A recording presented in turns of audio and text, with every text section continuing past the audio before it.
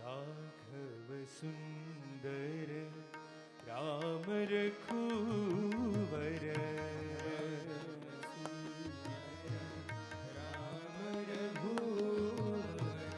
राघव सुंदर राम रघुवर,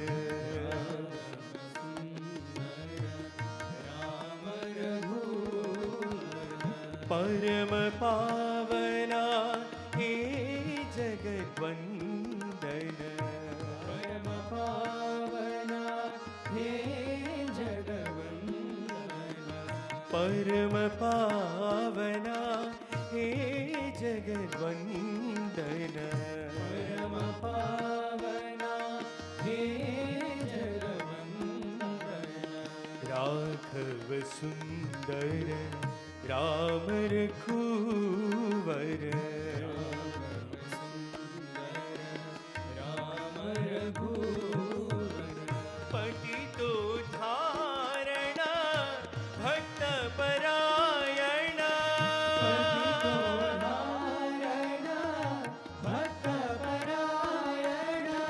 पतितो धारणा भक्त परायणा,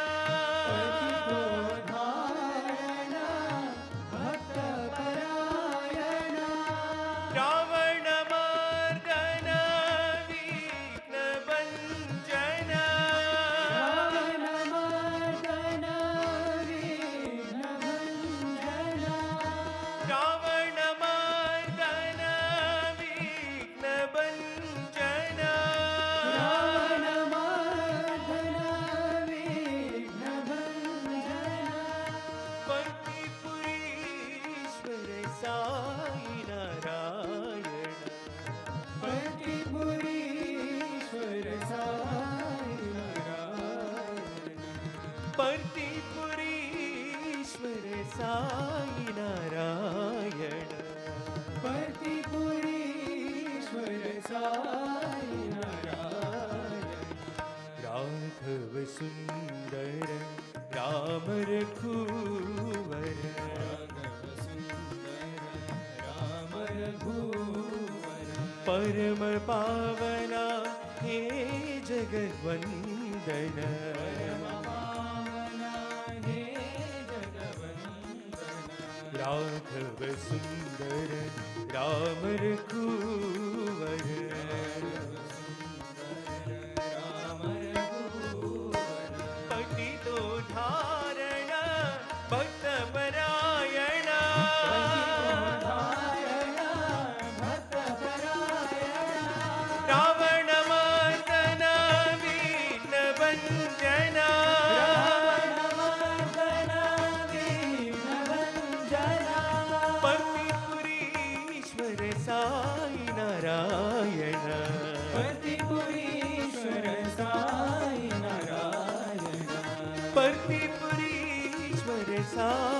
नारायण पतिपुरीश्वर साई नारायण राघव सुंदर राम रघुवर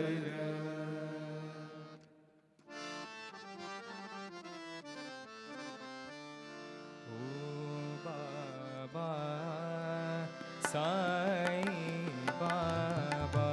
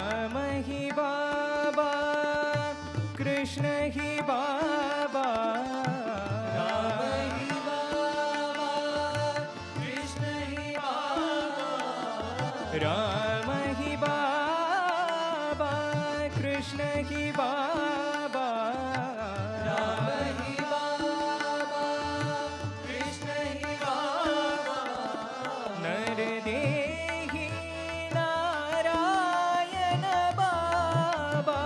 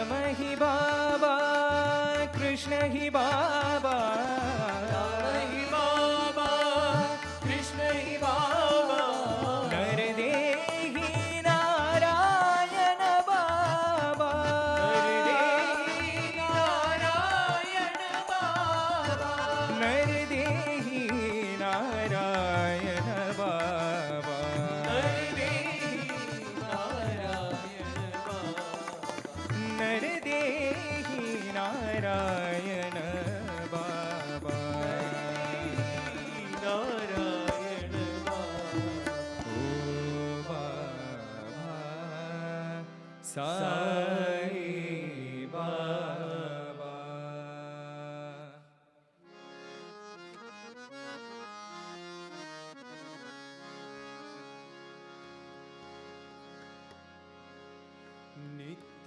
नित्यानंद करी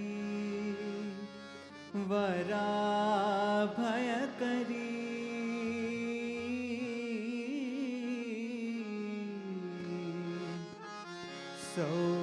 सौंदर्य रत्नाकरी निर्धूताखिल घोर पावन करी प्रत्यक्ष माहेश्वरी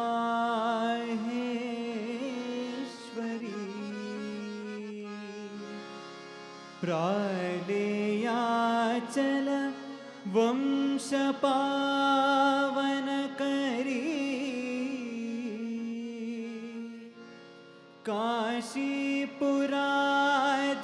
काशीपुराधीश्वरी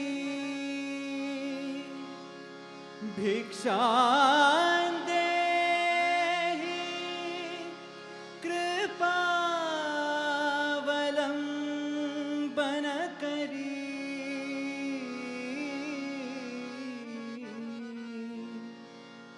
माता अन्नपूर्णेश्वरी माता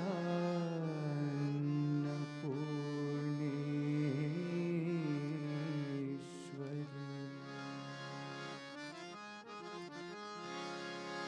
श्री करी कृपा करी शिवंकरी साईश्वरी श्री हरि कृपा करी शिवंकरी साईश्वरी श्री करी कृपा करी शिवंकरी साईश्वरी श्री हरि कृपा करी शिवंकरी साईश्वरी शंकरी अभयंकरी शुभंकरी साईश्वरी करी अभयं करी शुभं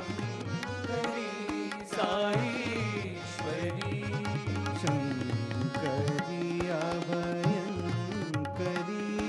शुभंकरी साईश्वरी करी अभयं करी शुभं करी साईश्वरी श्री करी कृपा करी शिवंकरी साईश्वरी श्री करी कृपा करी शिवं करी साईश्वरी तांडव केली प्रिय करी भैरवी प्रलयंकरी तांडव केली प्रिय करी भैरवी प्रलयंकरी तांडव केली प्रिय करी भैरवी प्रलयंकरी तांडव केली प्रिय करी भैरवी प्रलयंकरी सर्वेश्वरी सुंदरी दया करी माहेश्वरी सर्वेश्वरी सुंदरी दया करी महेश्वरी अम्ब सर्वेश्वरी सुंदरी दया करी माहेश्वरी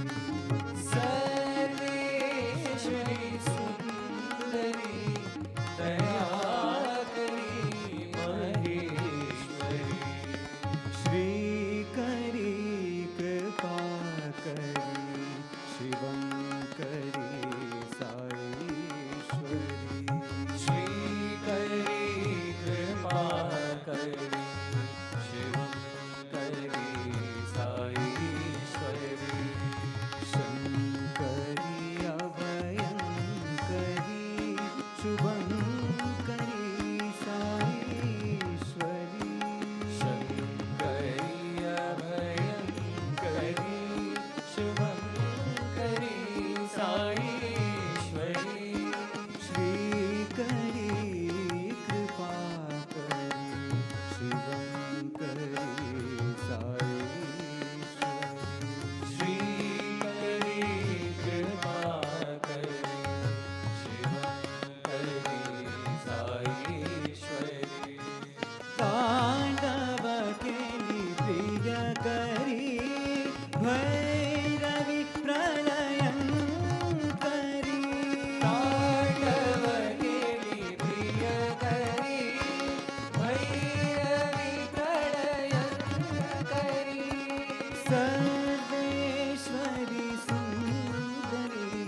दया करी महेश्वरी।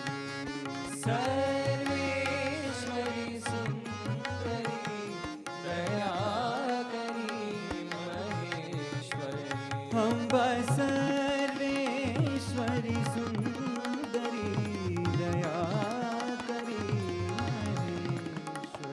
अम्बा सर्वेश्वरी सुंदरी दया करी महेश्वरी। श्री करी कृपा करी शिवं करी साईश्वरी।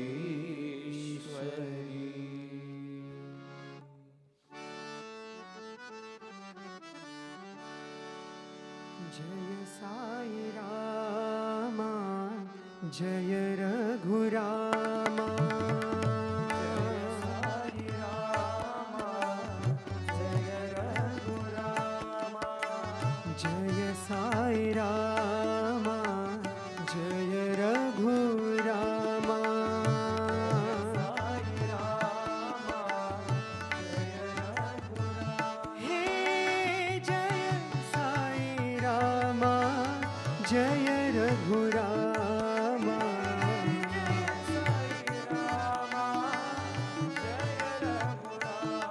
हे जय साई रामा जय रघुरामा।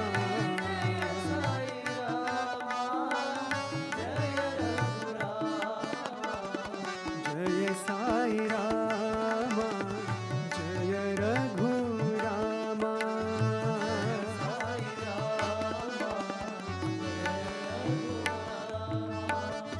दुखियों के दाता साई रामा।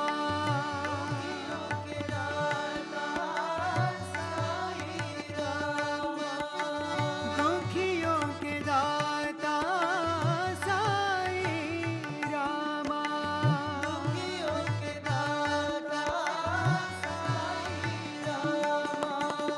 प्रेम प्रदाता साई रामा।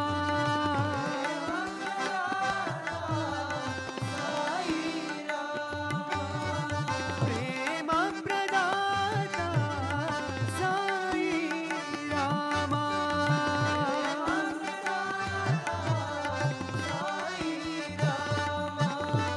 शांत स्वरूपा साई रामा।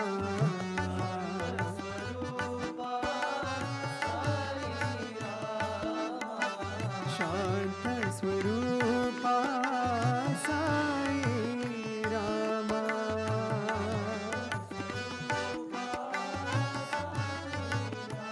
हे जय साई रामा जय रघुरामा।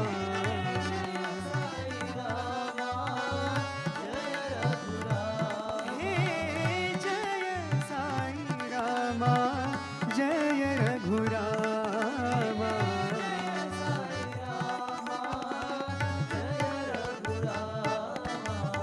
जय साई रामा जय रघुरामा।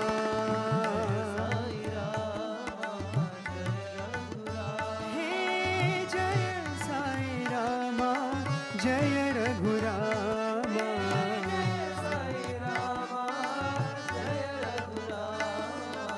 जय साई रामा जय रघुरामा।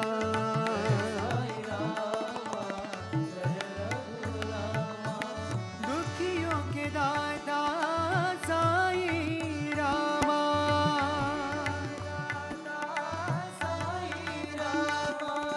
प्रेम प्रदाता साई रामा।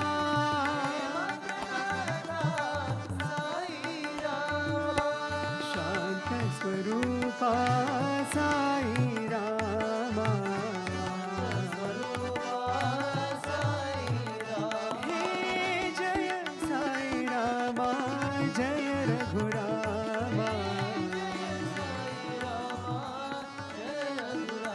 हे जय साई रामा जय Raghurama.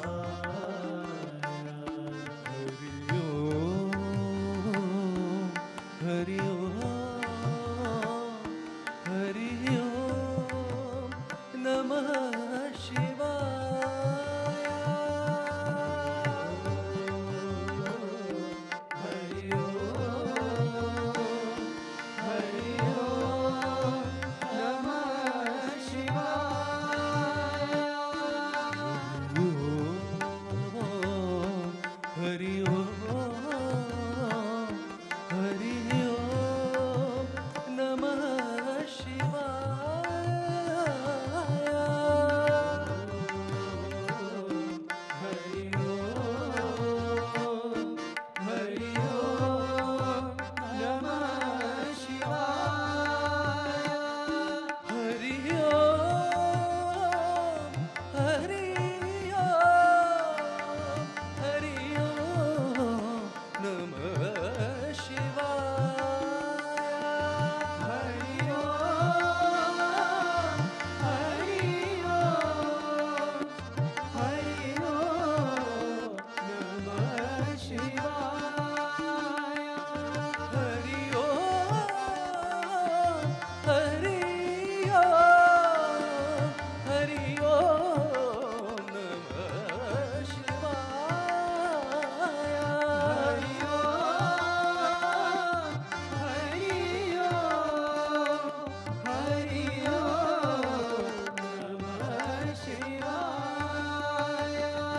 Hari Om, Namah Shivaya. Om Namah Shivaya. Hari Om, Namah Shivaya. Hari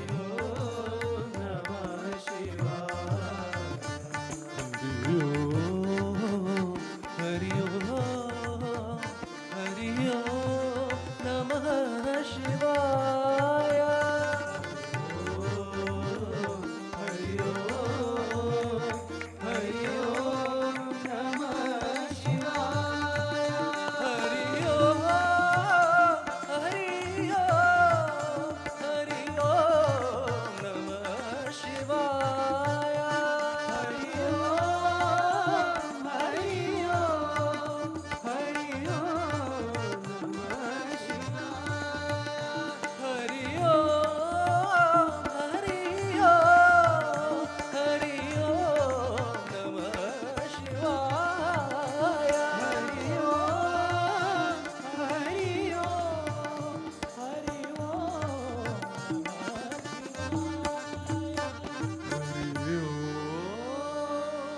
Namah Shivaya.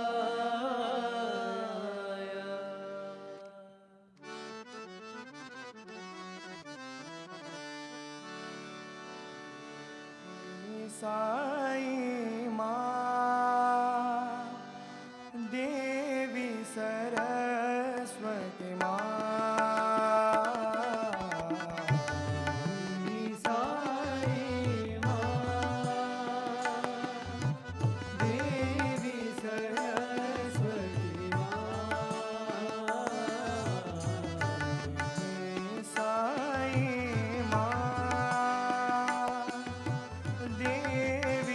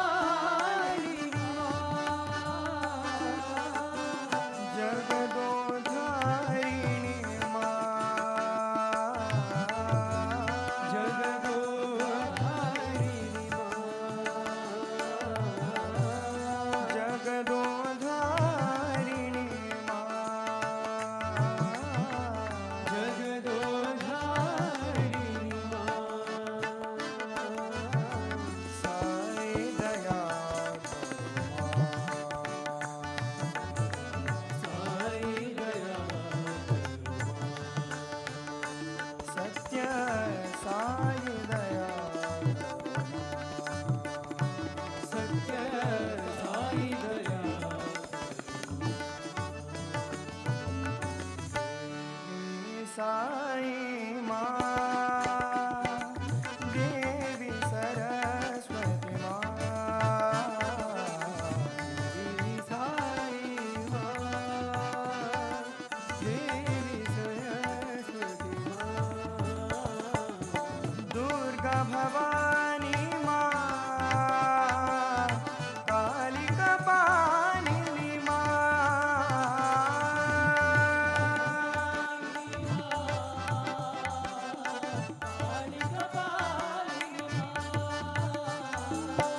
जगदोधारिणी माँ,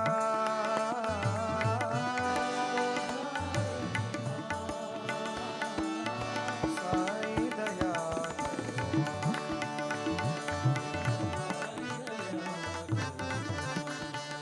सत्य साई दया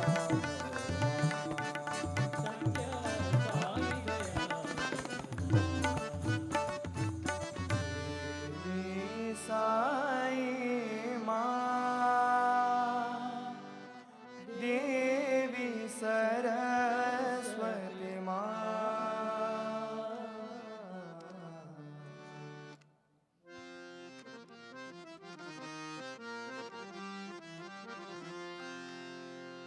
मुरली माधव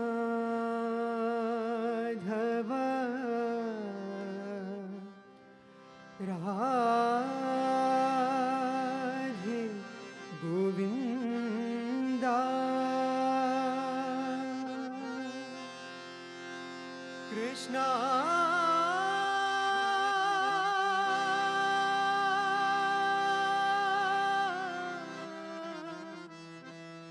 कृष्णा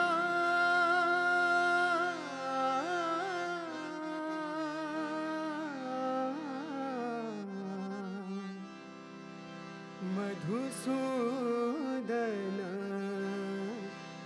घनश्याम,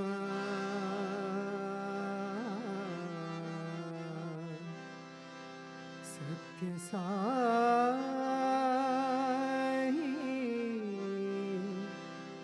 सुंदर श्याम,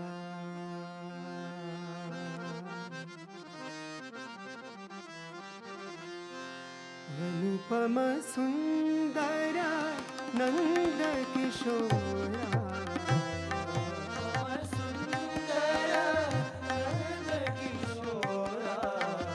अनुपम सुंदर नंद किशोरा,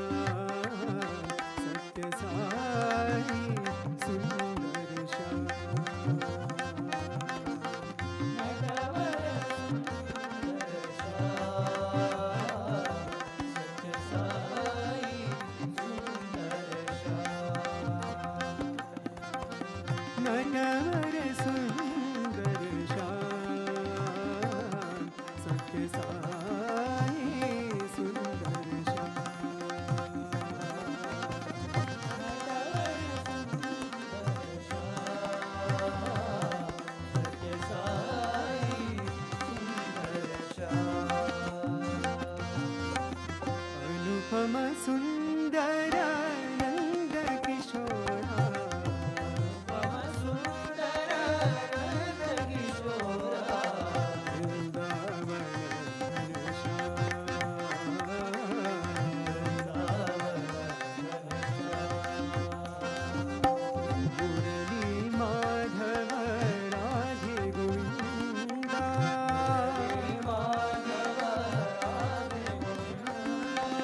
मधुसूदन घनश्याम सत्य साई सुंदर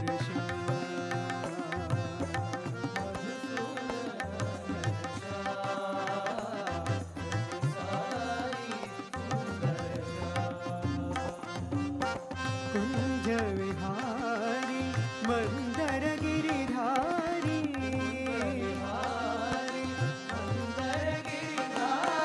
कमल नयन भगवान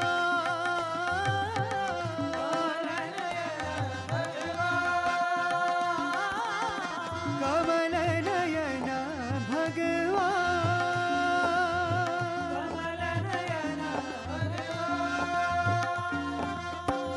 भक्तों के प्रभु परमेश्वर साई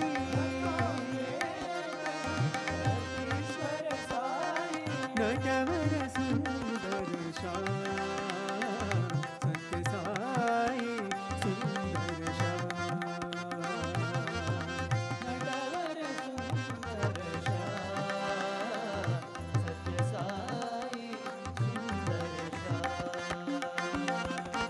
नटवर सुंदर श्याम सत्य साई सुंदर श्याम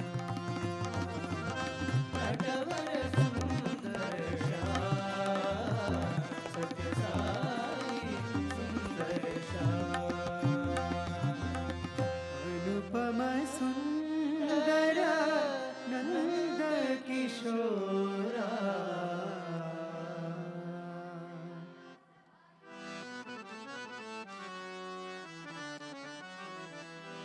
साई राम हरे साई कृष्ण हरे साई राम हरे साई कृष्ण हरे साई राम हरे साई कृष्ण हरे साई राम हरे साई कृष्ण हरे साई राम हरे साई कृष्ण हरे साई राम हरे कृष्ण हरे साई राम हरे साई कृष्ण हरे राम हरे कृष्ण हरे साई राम हरे साई कृष्ण हरे साई राम हरे साई कृष्ण हरे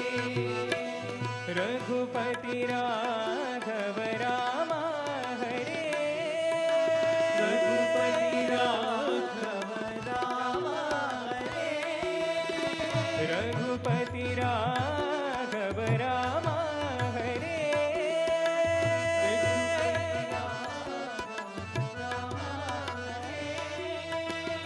राजीव लोचन राम हरे राजीव लोचन राम हरे राजीव लोचन राम हरे राजीव लोचन राम हरे साई राम हरे साई कृष्ण हरे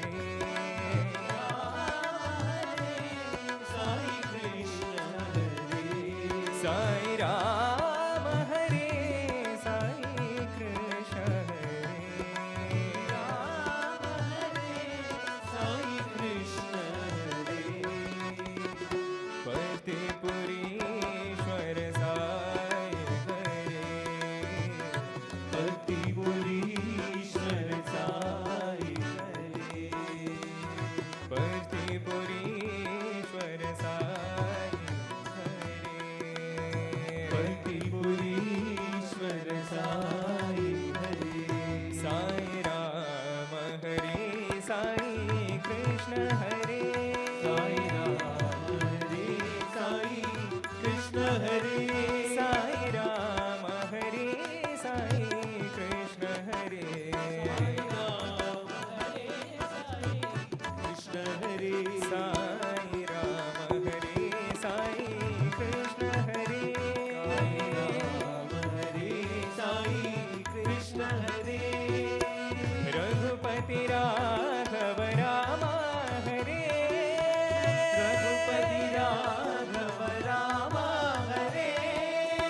राजीवलोचन राम हरे राजीवलोचन राम हरे साई राम हरे साई कृष्ण हरे राम हरे साई कृष्ण हरे पर्तिपुरीश्वर साई हरे पर्तिपुरीश्वर साई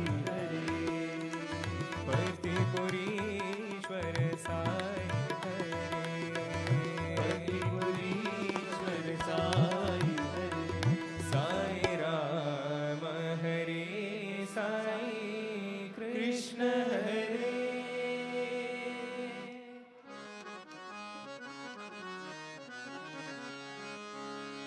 ओंकार रूपिणी जननी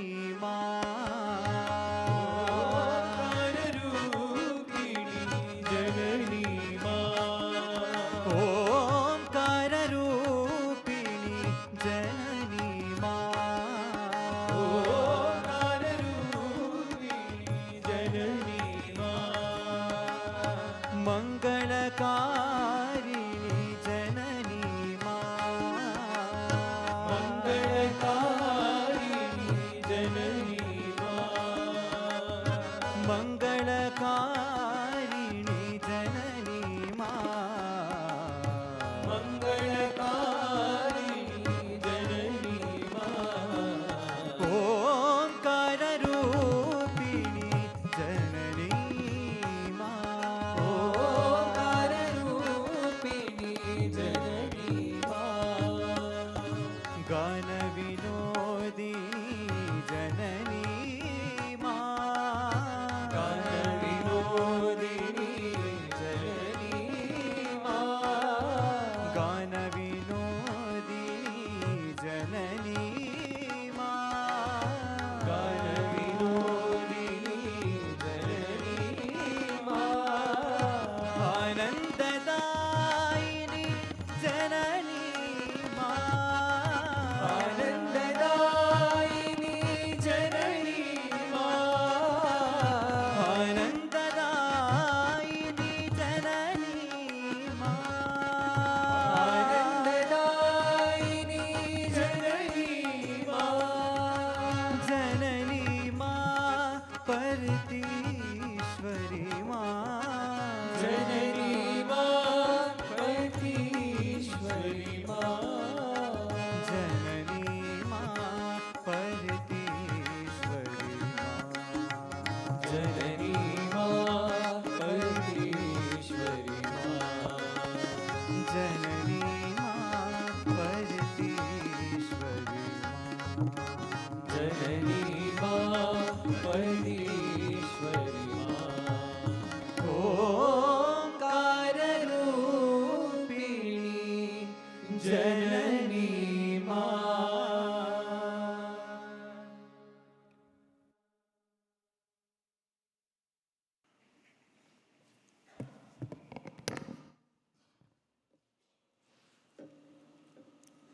Om Shri Sai Ram.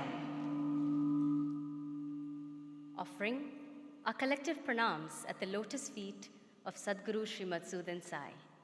Respected elders, dear brothers and sisters, and everyone joining us live from around the world, Sai Ram and good evening. Welcome to day 8 of the Navaratri Homa, Maharudra Yajna, and Durga Puja celebrations here at Sathya Grama. Today, on Maha Ashtami, the Divine Mother is worshipped as Maha Gauri, the auspicious one with a pleasant disposition who grants enlightenment to the spiritual seeker. We will commence this evening's proceedings with Vedic invocation by the boy students of the Vedic Studies program, and they shall be chanting the Narayana Suktam.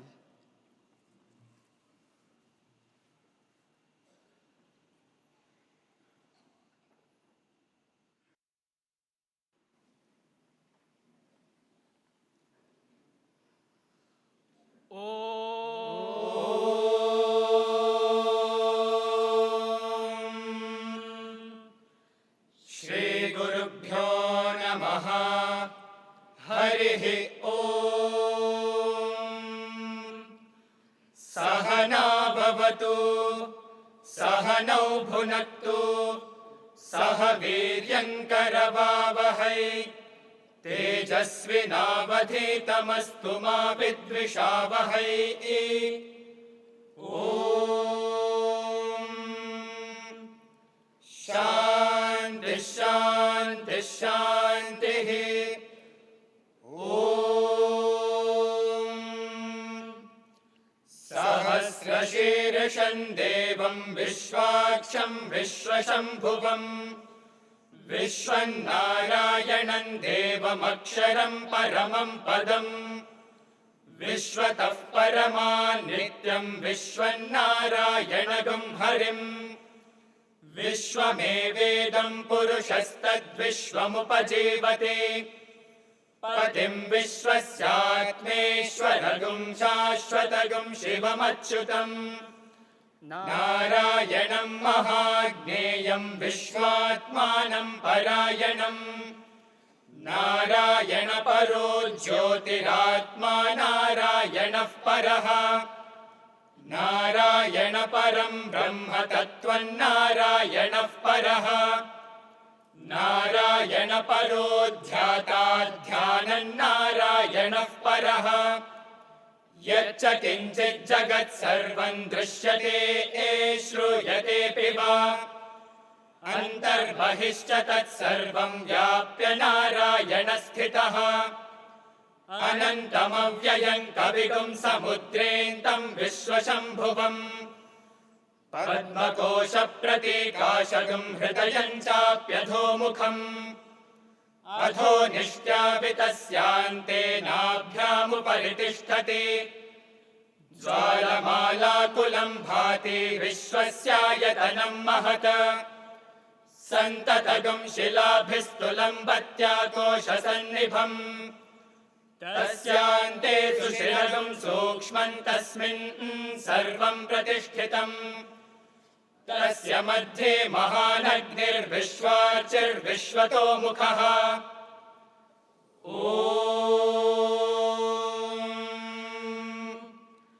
नारायणाय विद्महे वासुदेवाय धीमहि तन्नो विष्णुः प्रचोदयात् ॐ शान्तिः शान्तिः शान्तिः हरिः ॐ तत्सत् Shri साईश्वरार्पणमस्तु।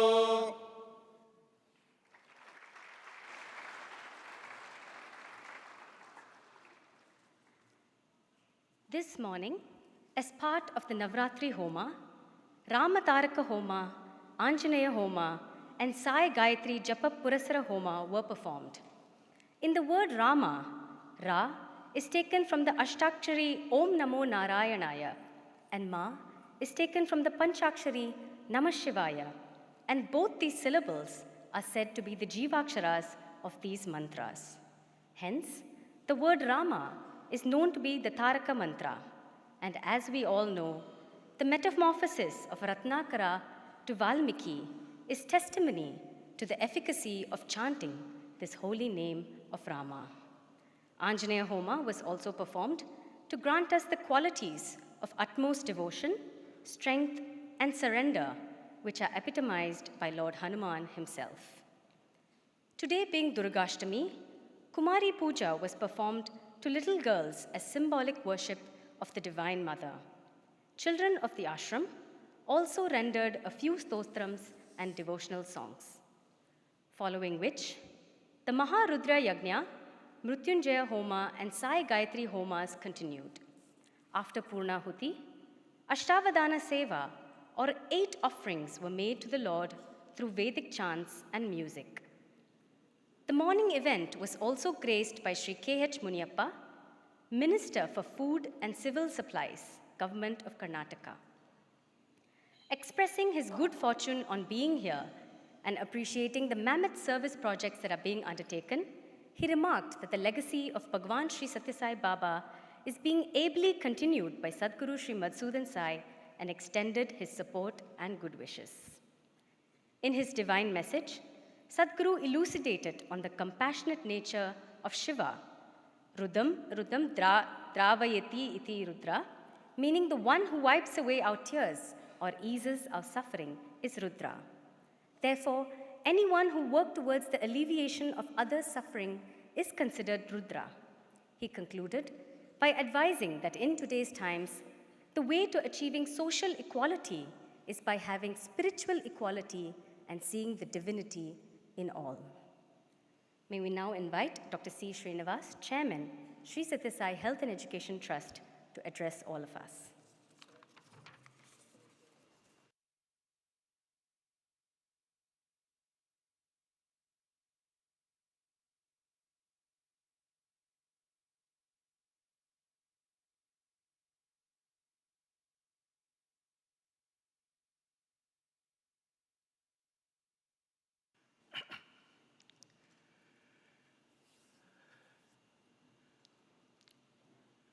Most revered, beloved embodiment of our hearts, revered Sadguru Madhusudan Sai, Brother Narsimurti, this august audience of devotees,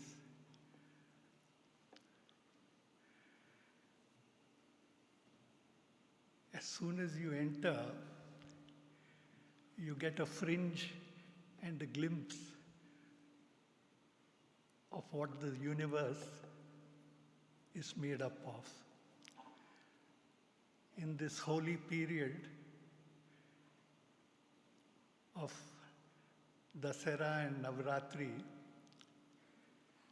there is a concentration of that great energy which we propitiate through our prayers from the depths of our heart, transcending language, religion, denomination, in just invoking that great energy which abides and abounds this universe. What is our singular good fortune is to be present in a concentration of that great energy in this holy period and accentuated in this holy presence and in this holy presence. This is a most divine period, primarily because we, from being creatures of time, are transformed into children of immortality. This is what happens in the Navaratri. We are all creatures of time, born and destined to make an exit. But what in this period of Navaratri we are so blessed to receive and ignite within ourselves is that we are not just creatures of time, but truly children of immortality. And that is what Dasara means in the presence of Sadguru Madhusudan Sai. It is his ability with his magnificent presence that permeates this entire place and presence, wherein we elevate ourselves. Life is a process of elevation, and ceaselessly, if we can elevate ourselves from mortality to immortality, I think that is what is found in this holy period of Dasara. What else can one say? Because the feeling that we have within ourselves transcends speech. The language of silence and the language of touching the fringe of the divine is what Dasara is all about. The Holy Mother is the beginning, the middle, and the finality of this great universe of which we are. And this period teaches us that we are a small speck of that great divinity. Swami, we are so beholden to you that you give us these glimpses. The world is not just a bag of bones that we have come with, but in realizing this sublime truths which are really the truths of our existence. Dear Swami, I must submit to this audience that whenever we come to you, all I can feel is an elevation of myself. And that is what one seeks, and that is what we as a collective also seek. My prayers to dear Swami and my heart full of love to each and every one of you on this holy day. Sai Ram.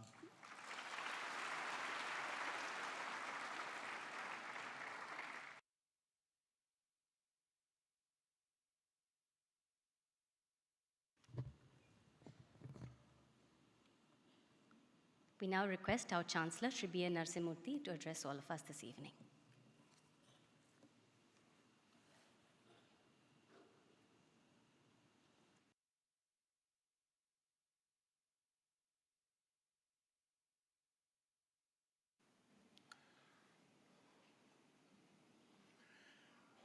Offering our love and reverence at the lotus feet of Sadguru Sri Madhusudan Sai, very dear brother Srinivas, all our brothers and sisters, and very dear students, boys and girls. Brother Srinivas very aptly pointed out that we are not creatures of time, but children of immortality. In fact, immortality itself. As he was speaking of the great energy that pervades this wonderful, baffling universe, my mind went back to yesterday's Sadguru's discourse. The striking hallmark or an unmistakable sign of any spiritual master or a divine master is his ability to put the highest truths in the simplest terms, to explain the highest truths in the simplest terms and simplest words. Yesterday, Sadguru explained that this universe is nothing but the cosmic dance of Shiva and Shakti. And he put it very simply, Shiva is consciousness and Shakti is energy. Shiva is consciousness and Shakti is energy. Therefore, anything and everything that we see in the universe has both consciousness and energy. In fact, matter is an expression of energy. This is what scientists also say, that energy can be converted into matter and matter can be converted into energy. Yavat sanjayate kinchit sattvam sthavara jangamam kshetra kshetrajnayor samyogat tad viddhi bharatarshava. This also Sadguru has explained while he was giving his wonderful commentary on the Bhagavad Gita, the Kshetra Kshetrajna Vibhaga Yoga, that is the 13th chapter of the Bhagavad Gita. Kshetrajna is consciousness. Kshetrajna is the ability to know. And Kshetra is everything else. What it means is consciousness is the Kshetrajna, and this matter and energy which we see in the universe, see, that is the Shakti aspect. Shiva aspect is consciousness and Shakti aspect is all that we see in the universe. And in a very simple way he pointed out yesterday, therefore everything is a combination of consciousness and energy. And generally people think that matter has no consciousness, but there is consciousness in matter also. In all the beings, there is consciousness. The idea of Lord Narasimha emanating from a pillar is exactly symbolic of this consciousness which can emanate from matter. Therefore, everything is a combination of consciousness and energy. Therefore, you and I are also a combination of consciousness and energy and matter. Therefore, he pointed out a very subtle truth which even school students can understand, that our existence is not limited to body and mind. We have the third dimension, the spiritual dimension also. Our existence it is. It is not that divinity is somewhere else. It is our very existence. Therefore, if we rise above the body and mind by purifying the mind, by getting rid of the desires of the world, Prajahati Yada Kaman, he quoted again from the Bhagavad Gita, we identify ourselves with the consciousness, we become witness to our own body and mind. So what happens to body and mind does not affect us. Once we identify ourselves with the pure consciousness, which is none other than divinity itself, when we know that we are divine, and we see what is happening to the body, why this person, I look at myself as another third person, and look at this person behaving in a particular pattern because of his samskaras. I look at myself that way. What happens to the body, what happens to the mind does not matter. See, that is the very essence of the highest Vedanta. Aham Brahmasmi, Tattvam Asi, Prajnanam Brahma, all that Sadguru explained in such a very, very simple way. Anybody can understand it. That is what Bhagavan Sri Sathya Sai Baba also said. Often he said that body is a water bubble, mind is a mad monkey. Don't identify yourself with the body or mind, identify yourself with consciousness. This is what he was also saying.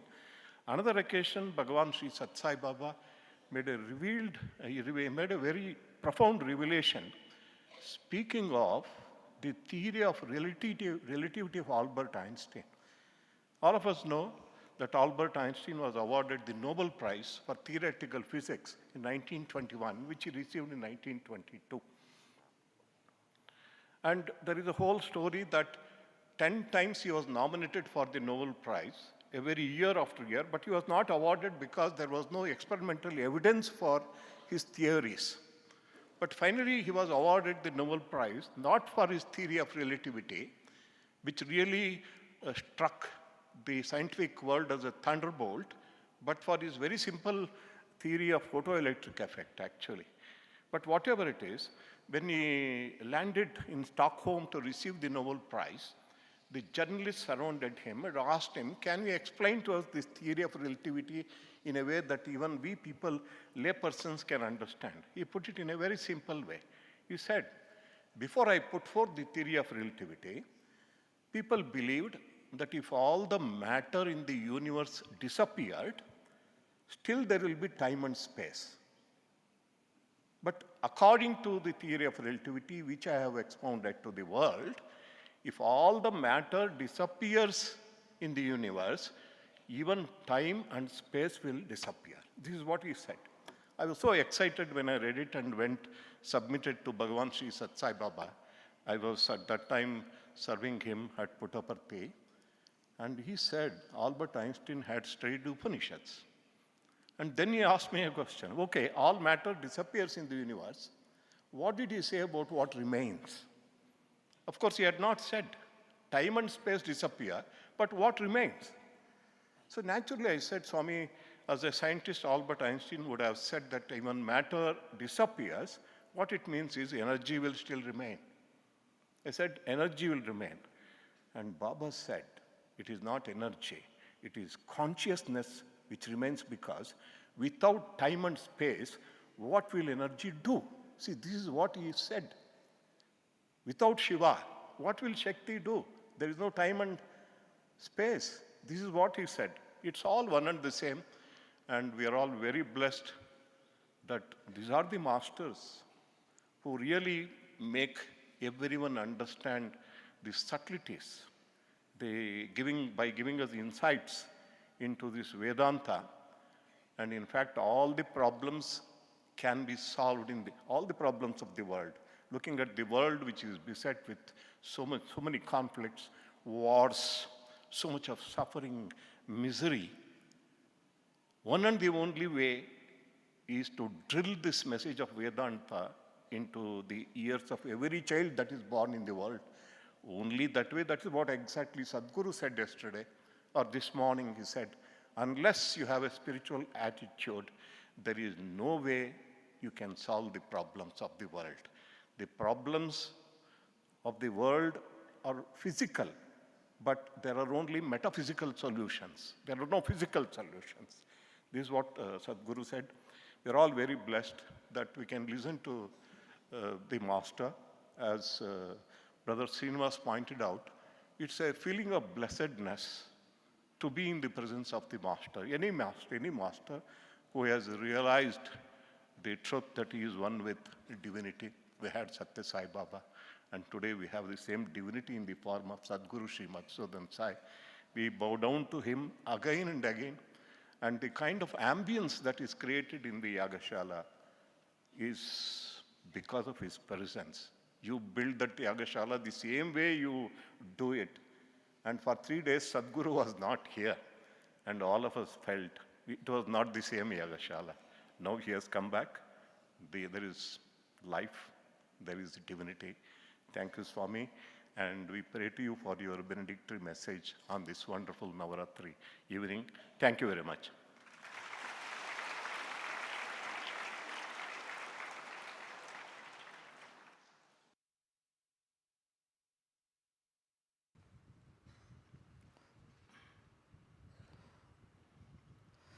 Sri Adi Shankara begins Viveka Chudamani with a shloka that puts everything in its perspective.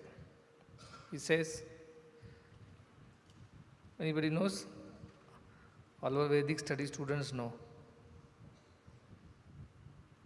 Durlabham Trayame Vaitad Daivanugraha Hetukam Manushyatvam Mumukshutvam Mahapurusha Samshrayaha. I'm happy that you all know. Viveka Chudamani is a text written by Sri Adi Shankara, and Viveka means discrimination, Chudamani means crest jewel. So it is a text which talks about discrimination in the best possible way. Or you can also say that it talks about the highest discrimination. Everything is discrimination. This is a man, this is a woman, this is a piece of wood, that is stone, this is bulb, that is fan. All this is discrimination only. But the highest discrimination is to know this is consciousness and this is matter. And that discrimination is what Adi Shankara talks about in Viveka Chudamani, a beautiful text. So this shloka says, these three things are very rare to attain. And if you attain this, consider it as the blessing, special blessing of God. What are these three things? Manushyatvam, to be born as a human being. Mumukshatvam, to develop desire to know the truth, to liberate oneself. And Mahapurusha Samshraya, the company of a realized one. Mahapurusha means not just a great one, a realized one.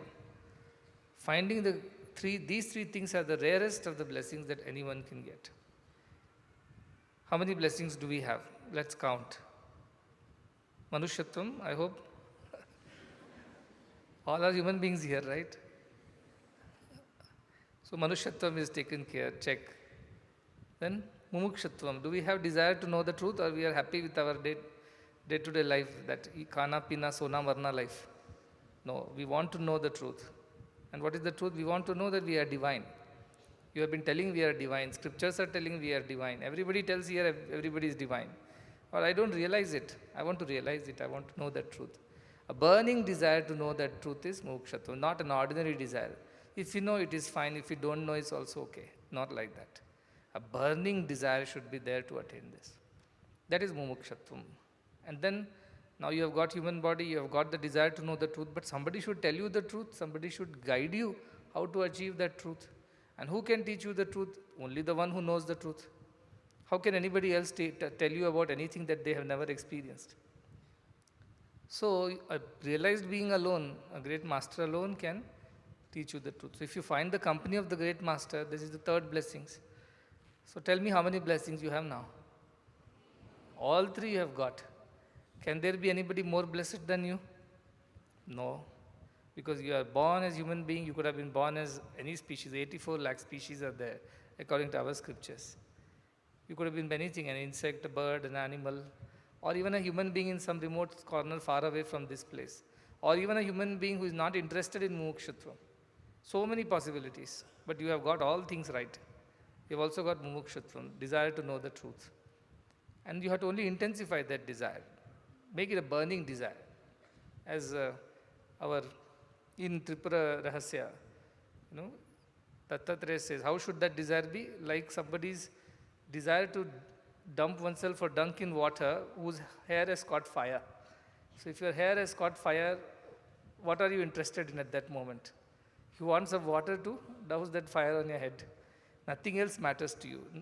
Good food, nice bed to sleep, lot of money, nothing matters. First you want to get rid of that problem. That kind of burning desire is mumukshutvam. To know the truth, and unless you know the truth, you don't rest. And you need the company of great people who know that truth so that they can tell you the truth as it is. If somebody does not know the truth, they will go in circles. That's why the quality of a good teacher is he makes the most difficult subject easy. And the quality of a bad teacher is he makes the most easy subject also very difficult. We have plenty of them. People go for satsangs, and the teacher goes on and on. He gives quotes one after the other from the Upanishads, from the Gita, from everywhere. Everybody understood, great. When you come out of satsang, what did you understand? I don't know what did I understand, but it was good. What was good? Slokas were good, quotations were good, examples were good. What did you get out of it? Nothing. What is the use of such things? A knower of truth will always tell you the truth in the simplest way. I was telling somebody just a while ago, for the new age generation, the Gen Z and the Gen Alpha and things like that, the best definition of God is selfless love and spirituality is selfless service. And that appeals to all of them because it is the simplest way of understanding what God and spirituality is. I do not so much promote an organized, structured way of approaching this thing through a religious methodology. Yes, if you like it, so be it. But more importantly, let us know the essence of it. If you develop selfless love, you are God. Atta Brahma Samushnate, yesterday we heard from Kathopanishad. Then and there you become God when you develop desirelessness, which means you are completely selfless. That kind of selfless love is Godhood. And how does it function in the world, or how does it translate into day-to-day activities? It becomes selfless service. So anybody who is doing selfless service is nothing but God, or she is none other than God, because they are expressing God through all these acts. So that is the idea of Godhood, that is the idea of divinity. Anybody who does that will attain that. So either you start with selfless service, you attain selfless love, that is Godhood, or you develop selfless love for all, you will anyway do selfless service. So yesterday we also saw who is Brahma Vida or Brahma Jnani or Sthita Prajna, the knower of the truth. What is his nature? How does he behave? What does he do? Arjuna asks Krishna. And Krishna talks about Sthita Prajna, whose consciousness is always steady. He doesn't swing with positives and negatives. He does not swing with happinesses and pleasures and pain and sorrow. He's always steady.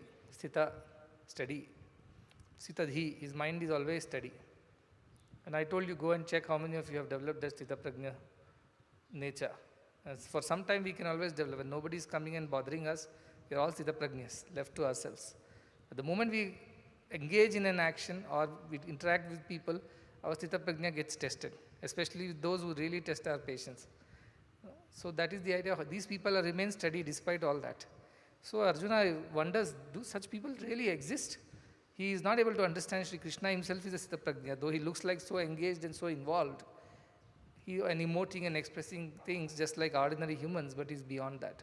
Arjuna fails to notice that because Arjuna does not have that eye of the jeweler to identify the diamond in Krishna.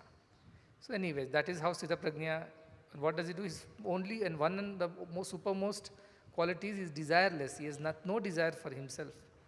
He has desire for the welfare of all, but no desire for oneself. And as I said, God's love should translate into service to all. If you are really love in your heart, then you will serve people. There's no two ways about it. So when we go back to Mundaka Upanishad and learn about who is the best among the knowers of God. See, there are many knowers of God who are sitting in Himalayas also. Then there are knowers of God who are giving discourses. There are knowers of God who are doing worships in the temple. There are knowers of God who are reading scriptures all by themselves. Knowers of God do so many things. They all may be knowers of God. But who is the best among the knowers of God is the question the Rishi asks and answers himself in the Mundakopanishad. Another very beautiful Upanishad like Kathopanishad. And I am hoping maybe in the next summer retreat we may study Mundakopanishad. So that will help us to clarify a lot of our concepts in Sanatana Dharma. Anyway, there he says, Prano hi esha sarva bhutair vibhati, vijanan vidwan bhavate nativadi, atma krida atmarati kriyavan, esha brahmavidam varishtaha. Very beautiful poetry. He says, Prano hi esha sarva bhutair vibhati. Everything is filled with that conscious life force, not dead matter. Everything is conscious. Prana. Everything is that. Everything is expression of that consciousness, that energy which is born of that consciousness. The one who sees that, such a person becomes a man of few words. In the sense, he does not need to engage with the world unnecessarily. Why? Because he is always immersed in that ultimate feeling of seeing oneness and divinity in everything. It is so overwhelming that it stupefies you into silence. You don't feel the need to say or act or engage unnecessarily. Necessary engagements, actions, speech is good. Some people are there who suddenly decide to do Muddenahalli. And I tell you, that is hell, all hell breaks loose for the neighbors, because they will not say a thing properly. Why? Prano hi esha sarva bhuteri vibhati, bhavate nativadi. I don't speak at all. But they are not realizing the oneness at all, just forcing themselves into Muddenahalli. They'll write cheats in handwritings worse than doctors' prescriptions. Nobody can read. Or then they make all the sign languages, damsharats. Nobody can understand what they're saying. And what could have been done in a small one sentence, they take 10 minutes to do that, and that too all ulta pulta. Nothing will be straight, whatever. It's harassment for the people around. But spiritual austerities, no good. But these people also speak less, nativadi. Na ativadi. They are vadis, but not ativadis. They speak, but not unnecessarily. Why? Because there is no necessity to why should you speak in a way which is not necessary? So they do basically, when you can control your tongue, you can control all the senses. So they have good control over their senses. That is what nativadi means. When they want, they engage the senses in the activities of the world. When you don't want, they withdraw it. And our Bhagavad Gita gives the example of tortoise. Yata kurma. Kurma is the tortoise. What is that? Samharate. It withdraws all its limbs. At the sight of danger, it withdraws. And whenever it wants, it brings it out again and walks. Likewise, these people are so controlled, so restrained, that they can bring out the senses, use it for the welfare of all, and take it back. And not unnecessarily engage with the world and its ways. That is what is nativadi means. The one who speaks less, has control over the tongue, can control all the other organs and senses. That is the idea. So such a person is in perfect control of oneself. He is not being pushed and pulled by the senses and the instincts and the desires. He is completely steady. He knows when he wants to open his mouth and speak, when he wants to close. What he wants to see, what he does not want to see. What he wants to taste, what he does not want to taste. What he wants to touch, what he does not want to touch. What he wants to hear, what he does not want to hear, is in perfect control. That such a person is a Brahmavidya. That is one thing we learn. Then second thing, what do they do after attaining Brahmavidya? Many people ask me, so what happens after you attain that? What changes? What becomes different? And then the sloka says, Atma krida atmarati kriyavan. Atma krida atmarati kriyavan. Atma krida. They are playing within themselves. Why? Because they are happy within themselves. I said, no, atmanyeva atmanatushta. Like a child in the cradle. He is happy entertaining himself with anything and enjoying, laughing, smiling to himself. Doesn't need anybody else to entertain. Like that, they are happy within themselves. It doesn't mean that they are always smiling like mad people, lunatics, and walking around. No, they are smiling within. They don't want to smile outside. By forcing yourself to smile, you don't become Atma Krida or Atmarati. So idea is that within themselves, when they close their eyes, they are enjoying themselves. They open their eyes, they see everything as the same divinity. Again, they are Atmarati. They are completely immersed in that thought. They see everything and everyone as divine. That is their vision. So after having attained that vision, open your eyes, enjoy divinity outside. Close your eyes, enjoy divinity within. Then what do they do all the time in their life? Kriyavan, they are very active people. Generally, we will think a spiritual person who doesn't speak much, quite silent, says with him in the sense quiet corner, does not engage much, does not do much activity. No, they are super active people, Kriyavan. But what are they busy doing? The question is, what are they busy doing? They are busy serving all. They are busy working for the welfare of all. Loka sangrahame. For the sake of benefit of all, they work. There is no other agenda, no motive, no other idea why they engage in anything. Whenever they engage with the world, they only do it for the welfare of all. And when they are done with it, they withdraw themselves like a tortoise withdraws all its limbs. That kind of perfect control they have on themselves and their senses. That is the quality of the best of the knowers of Brahman, who not only enjoy the divinity within, who not only enjoy the divinity without, but they are also very active. So somebody asked me, what happens once you become Brahmagyani, Brahmavida? I said, all these happen. Schools happen, hospitals happen, Annapurna happens, yajnas happen, discourses happen. All this will happen when you become a Brahmagyani. Brahmagyani does not mean sit in quiet corner, nobody can see you, nobody can touch you, nobody will ever hear you again in life. Not like that. So these are the best of the Brahmavidas our Upanishads say. That is the kind of Brahmavidas I am trying to train you to become, who know the truth within, but externally they are completely involved in the welfare of all. Otherwise, what do you do with 24 hours God has given you? What do you do? What does God want? He want you to be always engaged in meditative, contemplative thoughts on Him. At the same time, your limbs, organs of action should be engaged in the service of all. This is what I said. Dashara means conquest of all the 10. What are these 10? Pancha Jnanendriyas and Pancha Karmendriyas are there. 5 basic things that we, internal organs we call it, Jnanendriyas. What are the Pancha Jnanendriyas? Huh? Chakshu. That is all Karmendriyas, no? You are seeing things with that. Shabda, Sparsha, Rupa, Rasa, Gandha.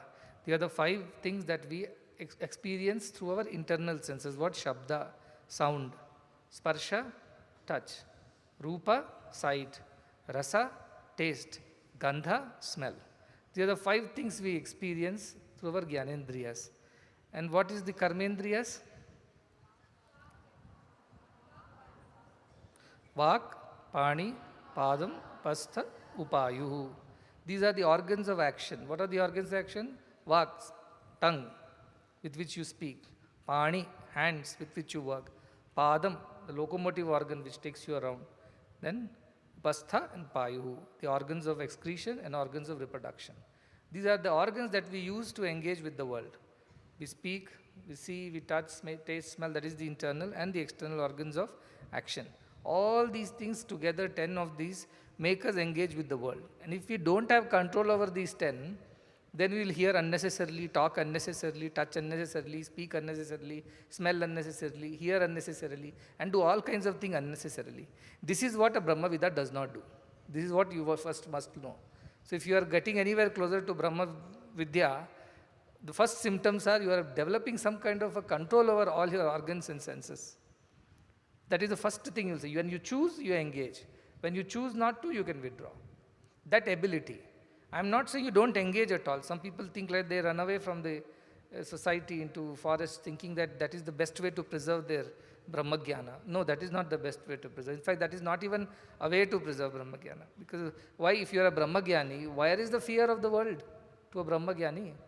Let any temptation come. Let any distraction come. What is the problem of a Brahmagyani? He is transformed.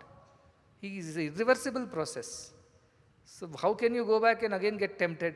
If you are getting tempted again, means you are not a Brahmagyani. You are a Brahmagyani who thinks he is a Brahmagyani. A story was there. Once a man claimed, I am a Brahmagyani, I am a Brahmagyani. In a village, everybody was saying that they are all Brahmagyanis. So one guru came to that village and he said, what is this? Everybody claims to be Brahmagyani over here. He said, yes, we are all Brahmagyanis. We have read Upanishads, we have listened to discourses, Bhagavad Gita, Kathopanishad, name it. We know it by rote. We are all Brahmagyanis. So Guruji thought this is very strange. A nice city, everybody is Brahmagyani. So he thought, let me test. And then they found out that the king was not keeping too well. So this Guruji said that I know some mantra vidya and all that. I will go and cure the king. Please take me to him. So they took this man to the king. He saw the king. He said, who are you? King also said, I am also Brahmagyani. But you know, my leg is paining a little bit. So I said, what do you want to do? Please cure me of this. He said, okay, let me see what I can do. Then he thought and said to king, this can be cured. I have to prepare a special medicine with half-pound flesh from any Brahmagyani's thigh. Just get me half a pound flesh and I will prepare the medicine and feed you. And then king said, no problem, everybody is Brahmagyani. Ask anybody for that half a pound of flesh. Immediately everybody said, no, I am not a Brahmagyani. I am not a Brahmagyani. So there are Brahmagyanis. Read up a few scriptures for 2 days, practice some meditation. Suddenly you feel you have all control over everything. And suddenly you start floating in the air. Next day something happens, crash back into your old ways. So I am not very fond of these 10-day meditation workshops where you go wear organic clothing, eat organic food, cut off from mobile phones and internet, don't do any work for those 10 days, behave as if everybody is a stranger to you, don't even smile at others. And then in 10 days you think some kind of aura has grown around you and come back floating and think you are some superior. But they are all, again Mundakopanishad says, Andhe naiva niyamana yadhandaha. They are blind people leading the blind who prescribe to such methods. Yes, it may be helpful to calm down, to purify, to relax and rejuvenate yourselves. But that is all just spa service, nothing more than that. The real Brahmagyani will have perfect control over his mind and senses, will choose to engage with the world or withdraw at his will, not because he is pushed into it by instincts and desires. And Ashtavakra describes beautifully. He says, Pravruttauva nivruttauva naiva dhirasya durgraha yada yat kartum ayati tat krutva tishtate sukham. Such a person is not having any problem in engaging in the world or withdrawing from the world. Whatever comes in his way, whatever comes by destiny, he does that and is happy. He has no qualms, no peculiarities, no insistence that I would do this and not do that, I will do like this only and not like that. Whatever is needed to be done, such a person does it and is happy. He has no problem with any of these engagements in the world as long as it is for the betterment of all, as long as it is destined, it is needed to be done. Such a person is beautiful, his existence is beautiful. We get engaged, then we find very difficult to withdraw. We get attached with our things. Why are you not coming out of it? No, you only told me to do good, so I am continuing to do good. But now I am only telling, enough good you have done, come back. No, I have not done yet. Not because they want to do good, because they got stuck with that. Attachment has come. Now they cannot leave that position or whatever role. So I keep once in a while checking like that. Therefore I keep shifting people like a merry-go-round, in our ashram. From this department to that department to this department. Why? Nobody should get stuck to their chairs. That's my whole idea. If you don't have the capacity to get up from the chair, don't sit on the chair in the first place. That is very big problem with most of the people. If you don't have the nivrutti, ability to withdraw, don't even engage. That is the better way. But then can you survive in this world without engaging? No, you have to engage. So engage in action, but also develop the capacity to withdraw at once. And that is a spiritual virtue of Brahmagyani. It's not possible for everybody. So if you are having these signs, this detachment, this desirelessness, this perfect control, then you know that you are sort of moving there. And that is the symptom, or that is the sign of a Brahmagyani. So watch around and see how many people are like that. And then you know they're on their spiritual journey, and sooner or later they will reach that perfection. Maybe you will do it one day in a week now, or 1 week in a month. But over a period of time, by constant practice, one day will come when you will be able to attain that perfect state of equilibrium, equanimity. Engaging or withdrawing is not a problem. Again, Ashtavakra beautifully describes the existence of such a person as Shiptam samskaravatena cheshtate shushka parnavat, he says. Like a dry leaf floats in the wind. Appears that it is working, it is flying, but it is not flying, it is simply steady. It's the winds that are taking here and there. Likewise, such a person within has no doership, but still seems to be very busy and active and engaged with lot of things because he surrendered himself to the divine will. And wherever divine will takes him, whatever divine will does with him, he is happy to do that. Without any, as I said, particularity or desire that I would be here only and not go there. Because the winds will take him wherever. Like that, divine will, destiny will take wherever, his samskaras will take him wherever. He will go. He has no problem. So that is why this is very important spiritual virtue. Once you attain Brahma Vidya or Brahma Jnana, this is how you should behave. No attachments, no desires. Perfectly in control and balance of within yourself and without also. You engage in the world at once when there is necessity. You withdraw at once if there is no necessity for it. And you go by what divine wills, not by your own particular desires and wills. Divine inspires you. That is why I said, connecting with your divinity is so important, because that is only when you can actually live like this, like that dry leaf, which can float at the will of the divine, at the will of the breeze. That kind of wisdom is possible when you attain this Brahma Vidya, and life becomes a breeze after that, really. Because you are not responsible for anything. Anything good happens, God's will, God's grace. Anything goes wrong also, God's will. You do not engage, therefore you do not have any attachment with anything. Physically you are engaged, but deep down you are totally detached. There is a story of a rishi who was to cross a river which was in full spate. And then he told his wife, who had borne him 100 children, that I will pray to the river, that, O river, if I am a brahmachari, Purna brahmachari, you must part and give me way to go to the other side. And wife laughed within herself. 100 sons I have given to this man, and he says he is a Purna brahmachari, and the river must part. And the river parted. River gave way for him to walk. And then the wife was shocked. How could you say this? How could you do that? He said, what was to be done by the body, it has done its duty as a father, as a husband. Deep down, I am Atman. I am untouched by any of the activities. Therefore, I am within brahmachari only. See, this kind of people lived in this country. Their standards of spirituality were somewhere. Janaka Maharaj is the most recent example quoted in most of the texts. In Ashtavakra Gita, beautiful text. It is very simple yet very deep. At the same time, if you are not spiritually mature, there is a great possibility that you will misunderstand than actually understanding. Shipta samskaravatena. Whenever my warden pushes me out of the room, I will go out of the room. Otherwise, I will sit on my bed. Why? Shipta samskaravatena. Shushka pardavat, I shall sit. All wrong understanding. Lot of people have read Ashtavakra Gita and understood it all wrong. Suddenly thought, what is the point in dealing with this world? Everything is Maya, everything is illusion. I am wasting my time. They'll keep sitting and waste more time. They don't do any good to anybody. That's why I do not ask for children to read scriptures which is beyond their spiritual maturity. Like university textbooks will not be given to a schoolboy. Why? He can't understand the concepts. He will misunderstand. That's worse. But Ashtavakra Gita is like that. It's a beautiful text. And these are all ideas from our scriptures. Brahma Jnana is possible, first of all. Second, it's possible to even engage in the world after being a Brahmagyani, but with better attitude. What is the attitude? Pravruttava, nivruttava, naiva dhirasya durgraha. It's not difficult for you to engage or withdraw.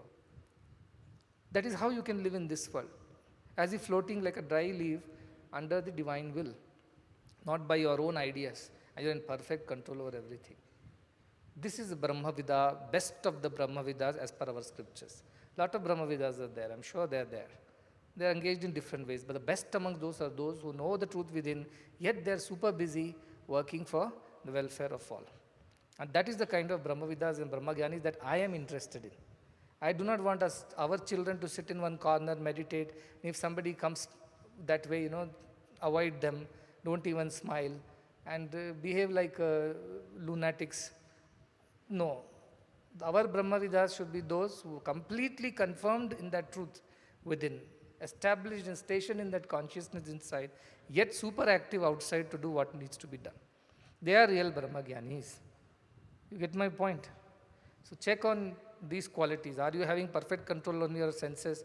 Your eyes want to see something, but you have the control to turn it away from that object of distraction. Your ears want to hear some unnecessary things, but you have the ability to not hear. They want to taste or touch or smell something which is not necessary, which is not good. Do you have the perfect control to withdraw? These are simple tests you should put. Somebody was asking me, what is the best way to do this? I said, try little, and if you think you are getting sucked into it, run away from there immediately. It means you are not mature enough. See, if you want to go to swimming, you have to learn how to swim, only then you can get into deep sea. For that, some shallow water swimming is required in the beginning. Like that, our institution gives you only restricted engagements. Does not allow you to just get into the deep sea all of a sudden. You will definitely drown.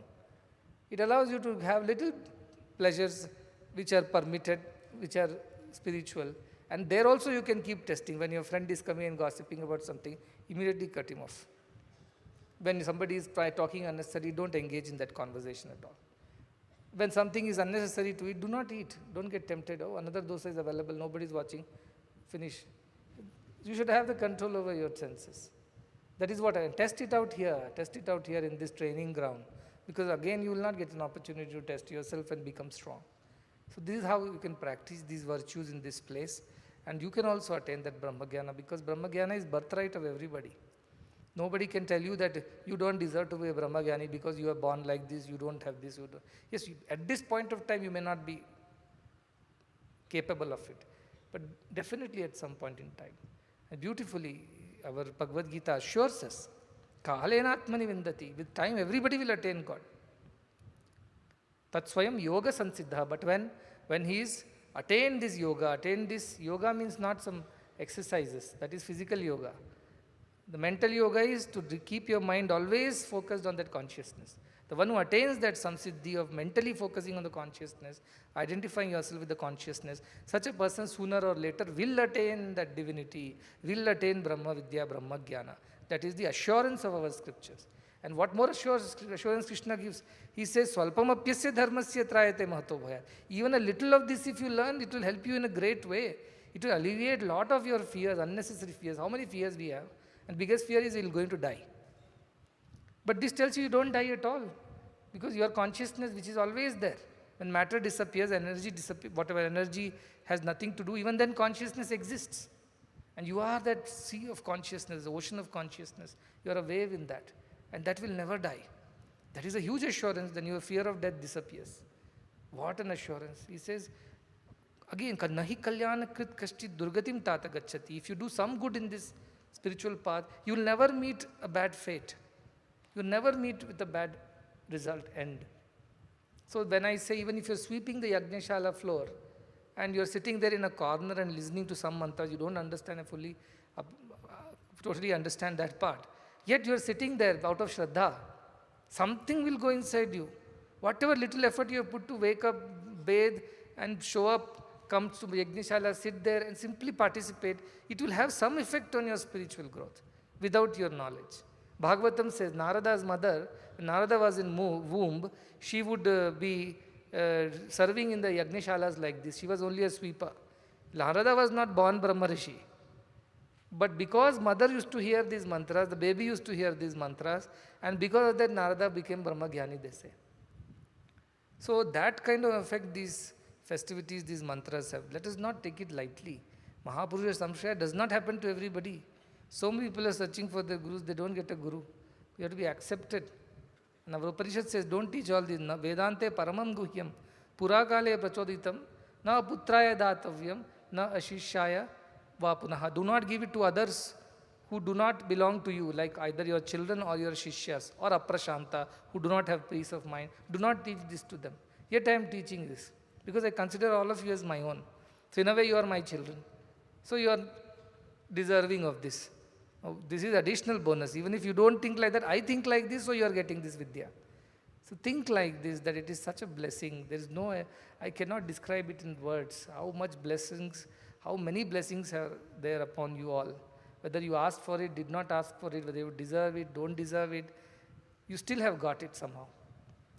Please be mindful of this blessing and put efforts in this spiritual path, because unless you put efforts, you will not grow. Guru's grace will be there, but he can only do so much. Sun can shine, but if you shut all the windows and doors, no light will enter the house. You have to at least open the windows to let the sunlight come in. Anyway, sun is burning to give the light. That is not even the effort from your side. But to enjoy that light, open the windows and doors.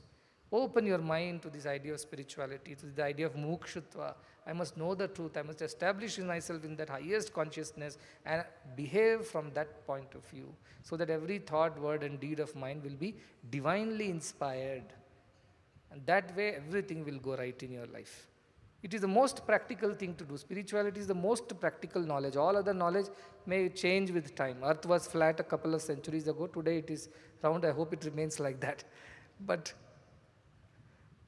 things have changed. Science has changed its theories. So many things have changed. Computers have come into picture. Nobody writes anymore. Smartphones have come into picture. Nobody dials anymore. Cameras don't have reels now. They have only digital photos. So many things have changed. So those knowledge, that side of knowledge will always change. That is ephemeral. But this knowledge of establishing yourself in that permanent consciousness, and from that point of view seeing the world as one, behaving accordingly, is a knowledge that will stay with you forever. It will be helpful for you not only here, even in next birth. Naiveha na mutra. Not, he says, Krishna says, in this world or beyond, wherever you are, you will never lose this effort that you have put. So please put effort, that's what I am saying. Today's discourse is about the possibility of attaining Brahma Vidya, that being the most practical way of living our lives, and everybody deserves, everybody has the right over it, provided you don't deny yourself by not being attentive, by not being industrious on the spiritual path. Okay, I think one or two questions I can take.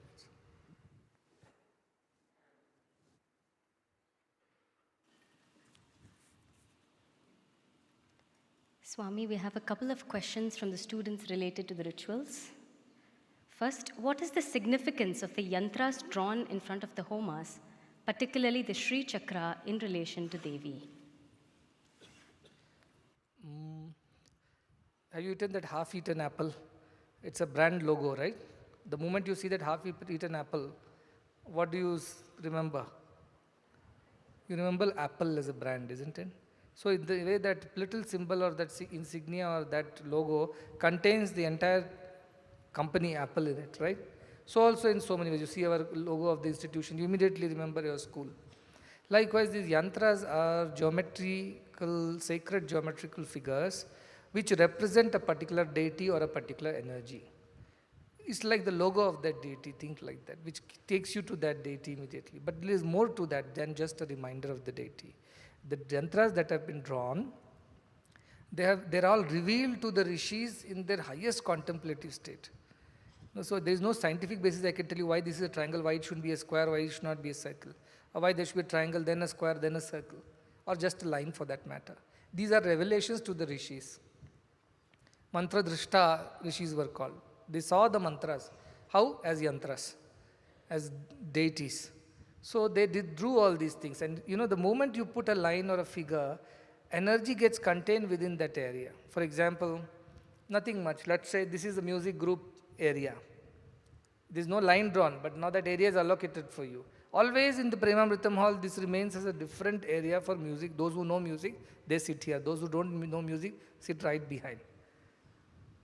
Then suddenly that area has developed a speciality because it has been marked by a certain quality.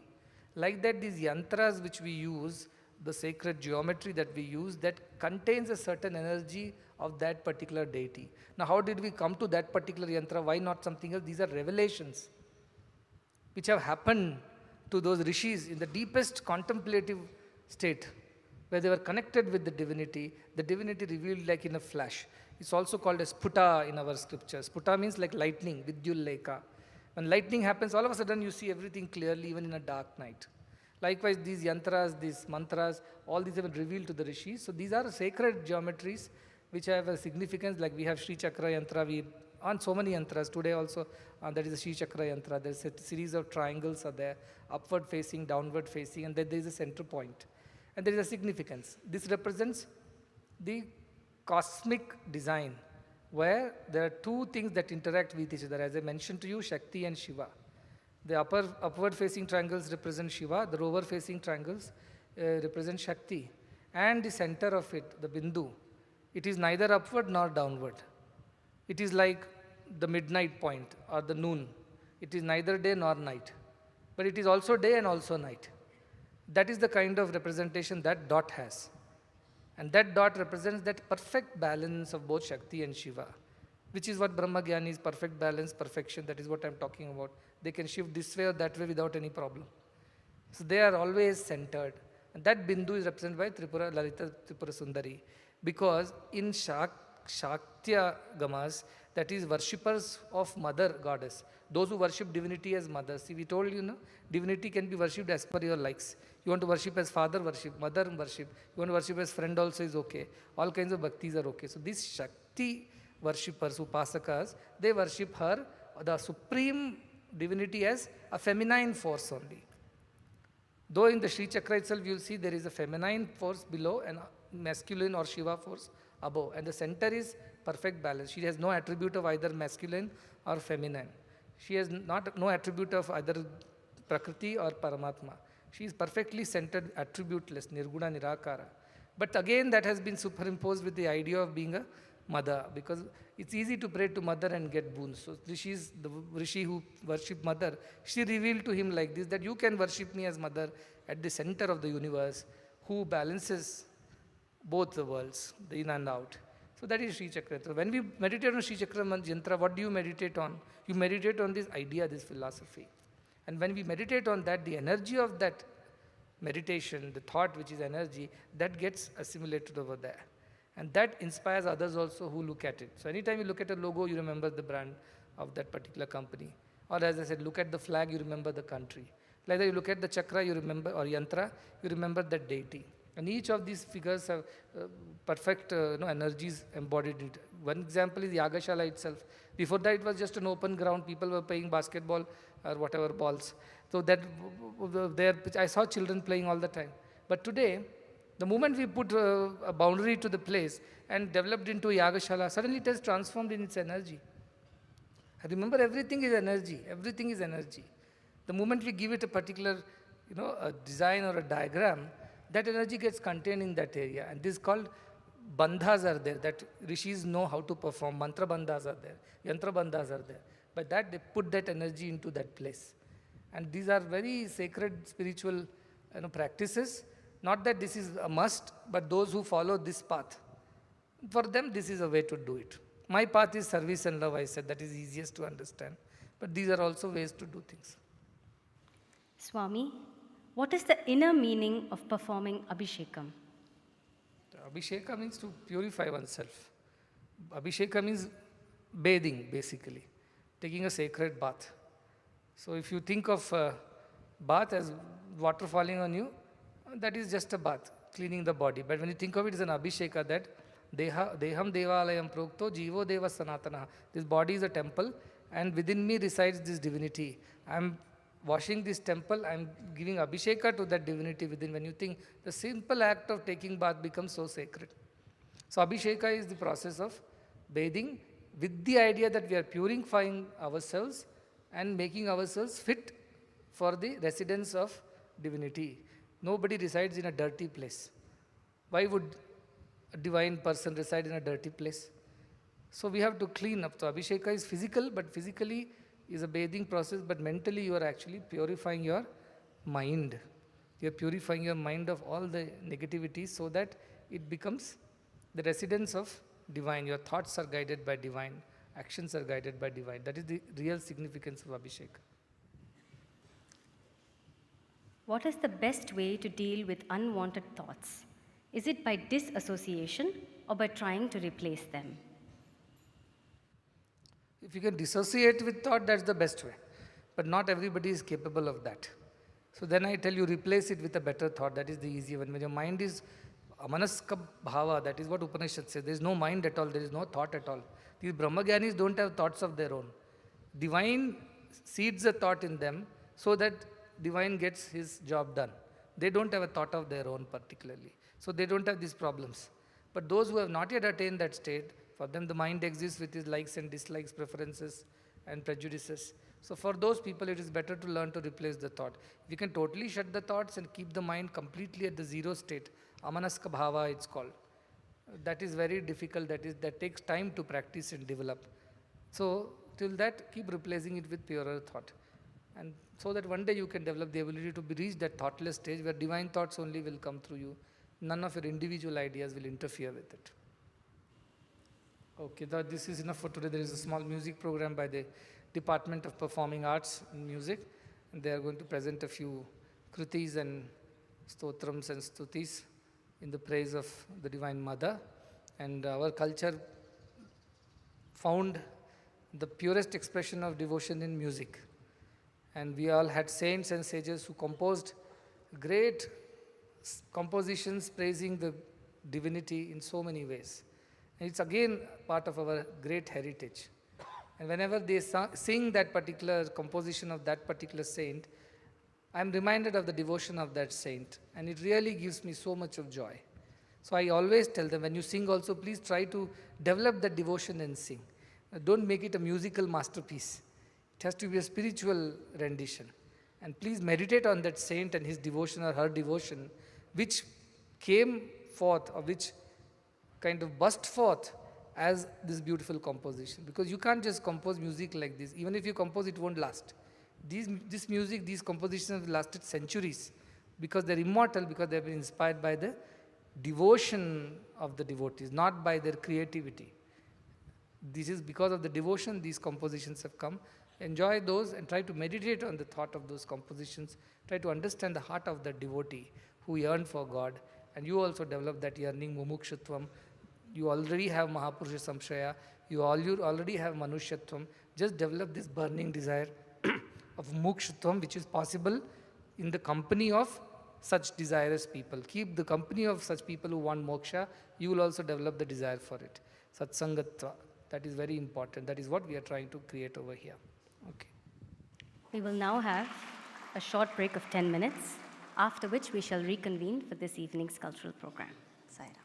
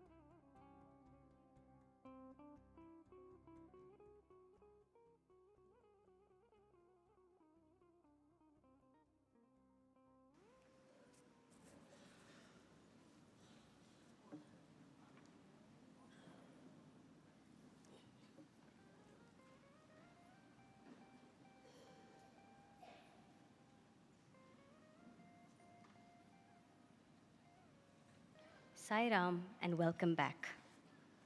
Amongst the 1,000 names of the mother in the Lalita Sahasranama, she is described as Nadarupa, the one who exists as sound, Kalalapa, the one whose very speech flows as sweet music, and Ganalolupa, the one who delights in music.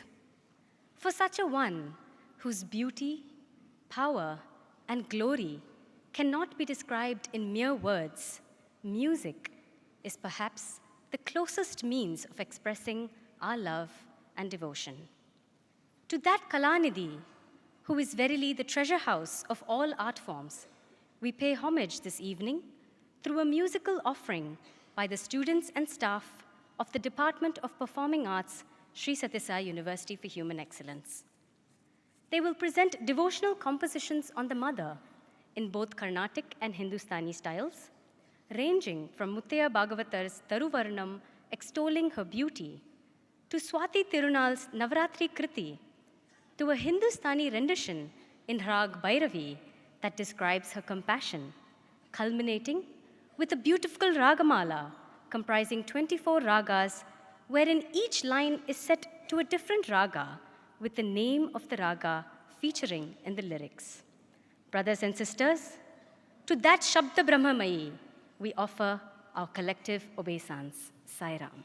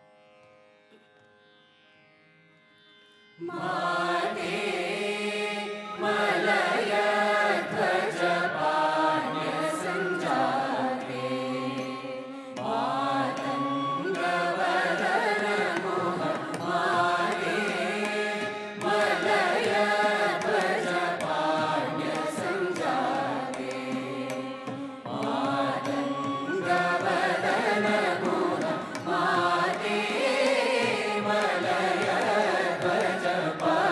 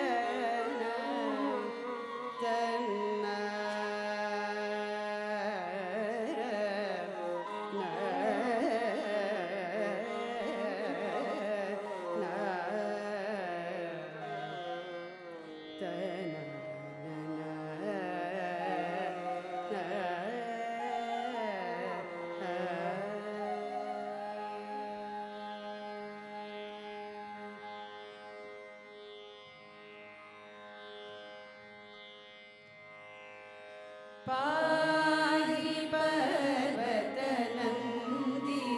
मामयि पर्वणेन्दु समवदने अम्ब पाहि पर्वतनन्दिनि मामयि पर्वणेन्दु समवदने अम्ब पाहि पर्वतनन्दिनि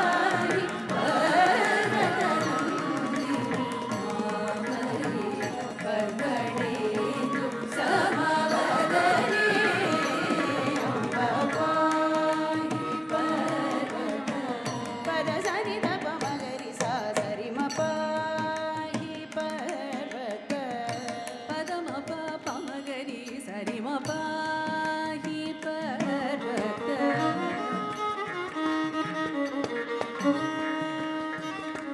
म पद सरि रि सनि the प म ग रि सा स सरि म पाहि पर्वत पद प म पद प म पद प म ग रि सा सरि म ग रि सरि म पद प म पद स सनि द प म ग रि रि द पद द रि सरि रि म ग रि सनि द प द प म ग रि सरि म पाहि पर्वत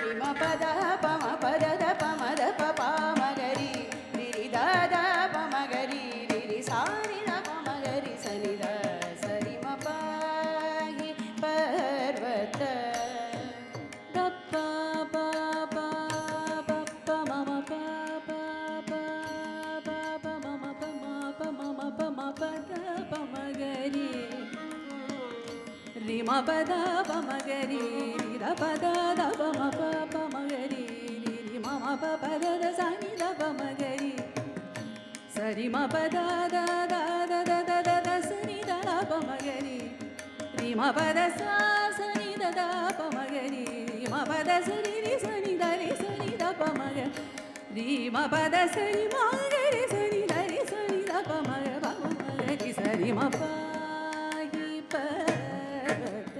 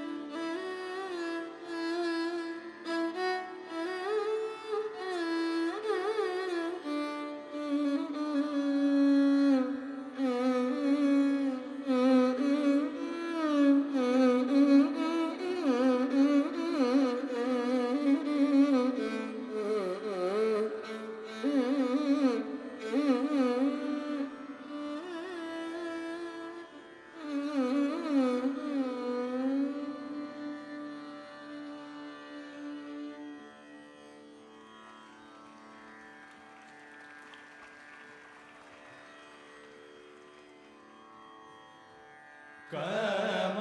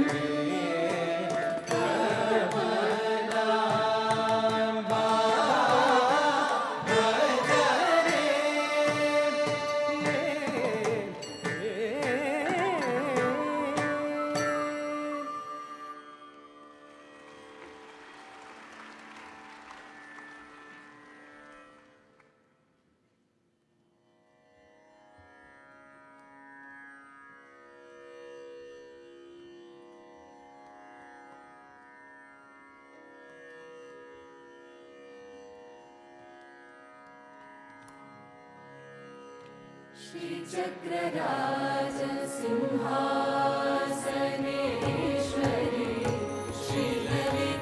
श्रीललिताम्बिके श्रीचक्रराज सिंहासनेश्वरी श्रीललिताम्बिके भुवनेश्वरी श्रीचक्रराज सिंहासनेश्वरी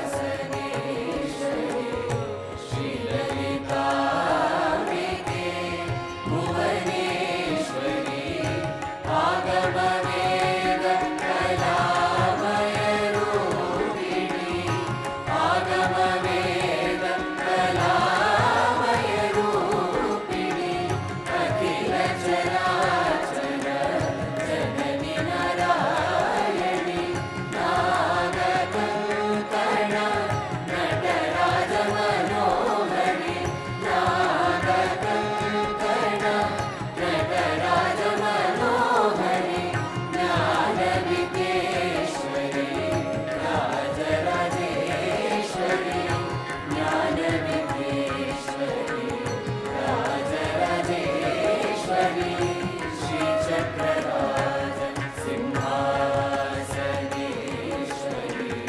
श्रीललिताम्बिके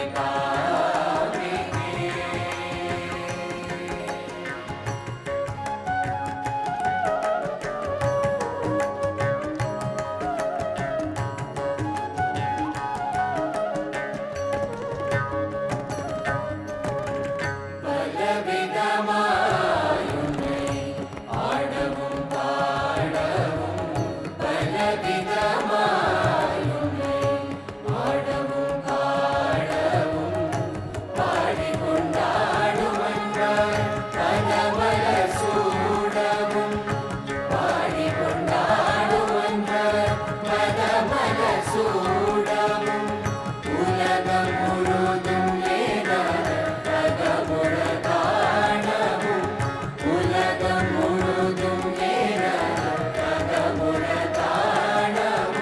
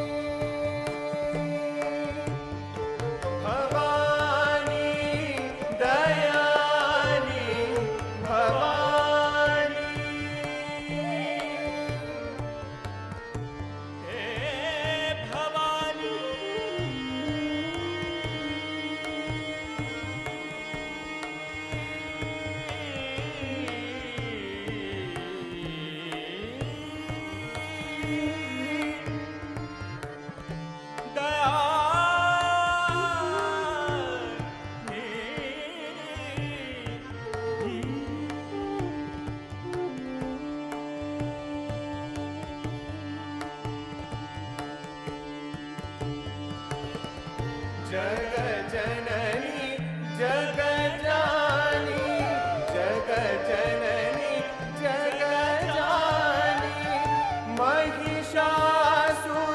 महिषासुरमर्दिनी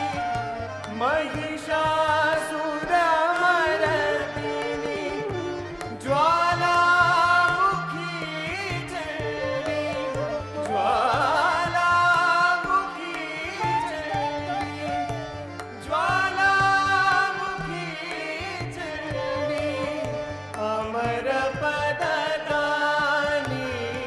भवानी दयानी भवानी दयानी महावाक्यवाणी महावाक्यवाणी सुरनरमुनि जनमानि सकलबुद्धज्ञानी भवानी दयानी भवानी दयानी भवानी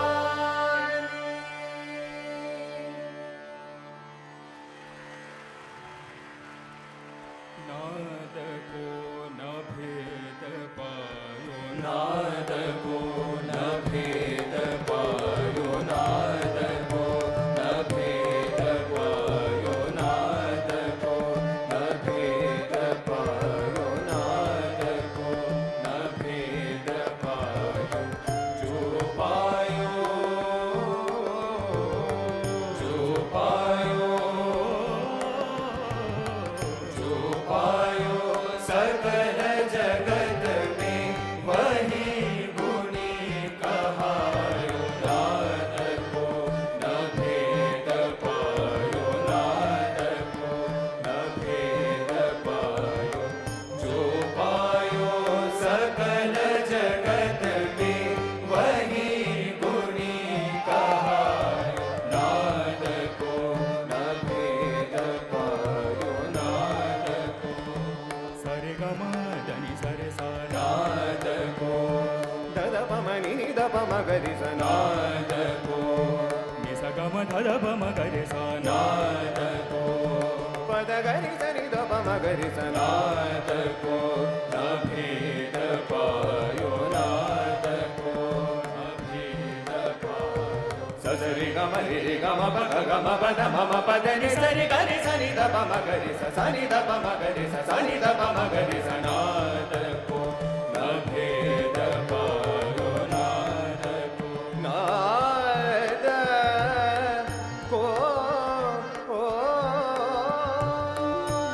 न भेद न पायो गावत गुणित धर्म गावत गुणित धर्म गावत गम गम नि द प ध नि स गावत सरि ग रि स नि द प ध नि स गावत गुणित धर्म सरि ग रि स नि प ध स नि द प ग म ध द प म ग म ध नि स गावत गुणित धर्म ग ग रि स नि नि द प ग ग रि स नि द प म ग म ध नि स रि स गावत गुणित धर्म सरि सरि ग म ग रि स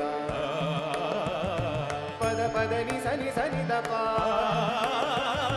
सरि ग म ग रि स पद नि स नि द प सरि ग म ग रि स सरि ग म पद नि स सा गावत गुणित धर्म गावत गुणित धर्म ज्ञान धरत ऋषि मुनि ज्ञान धरत ऋषि मुनि अद्वैत को ही द्वैत रूप अद्वैत को ही द्वैत रूप नाद रे ही कर दिखायो नाद को न भेद पायो नाद को न भेद पायो नाद को न भेद पायो न भेद पायो सरे ग म सरे म ग सरे प सरे ग म प नि नि द म ग म ध नि सा नि द प सा नि द प नि द प म ग रे सा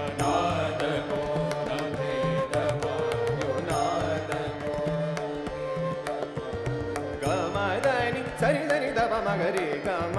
ni sa ni da pa ma ga ri sa re ga ma pa da pa ma ga ri sa sa ga ga ma ma ma da ga ma da da ni ni sa ga ni sa ni da pa pa sa ni da pa ma ni da pa ma ga ma pa ma pa ga ma ga da pa ma pa ga ma ga ri sa naad ko na ved payo naad ko naad ko na ved payo na ved payo na ved payo naad ko na ved payo naad ko na ved नाद को न भेद पायो नाद को न भेद पायो नाद को न भेद पायो नाद को न भेद पायो नाद को न भेद पायो नाद को न भेद पायो नाद को न भेद पायो नाद को न भेद पायो नाद को न भेद पायो नाद को न भेद पायो नाद को न भेद पायो नाद को न भेद पायो नाद को न भेद नाद को न भेद पायो नाद को न भेद नाद को न भेद पायो नाद को न भेद नाद को न भेद पायो नाद को न भेद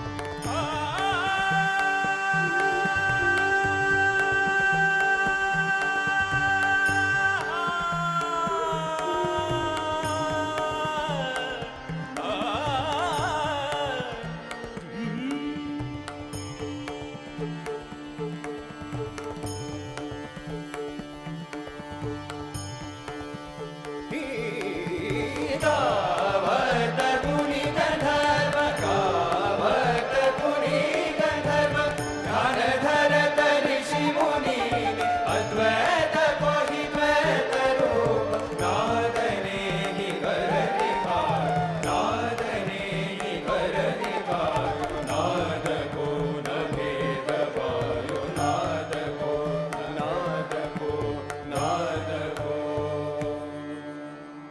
नादिर्दिर्तनों तननन तननननों नादिर्दिर्तनों तननन तननननों नादिर्दिर्तनों तननन तननननों नादिर्दिर्तनों तननन तननननों तदियनों तदियनों तदियनों तदां तदां तदां तननननों नादिर्दिर्तनों तननन तननननों नादिर्दिर्तनों तननन तननननों तदियनों तदियनों तदियनों तदां तदां तदां तननननों नादिर्दिर्तनों तननन तननननों नादिर्दिर्तनों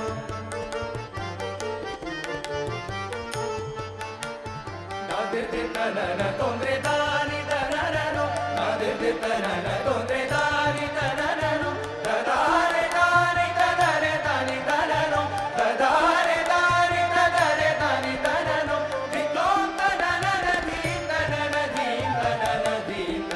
नादिर तोंद्रे दानि चक्रान दा तिरगद गदि गद धा तिरगद गदि गद धा धा तिरगद गदि गद धा धा धा नादिर्दिर्तनों तननन तननननो नादिर्दिर्तनों तननन तननननो नादिर्दिर्तनों नादिर्दिर्तनन तोंद्रे दानि तनननो नादिर्दिर्तनन तोंद्रे दानि तनननो तदारे दानि तदरे दानि तननो तदारे दानि तदरे दानि तननो विद्वां तननन धीं तनन नादिर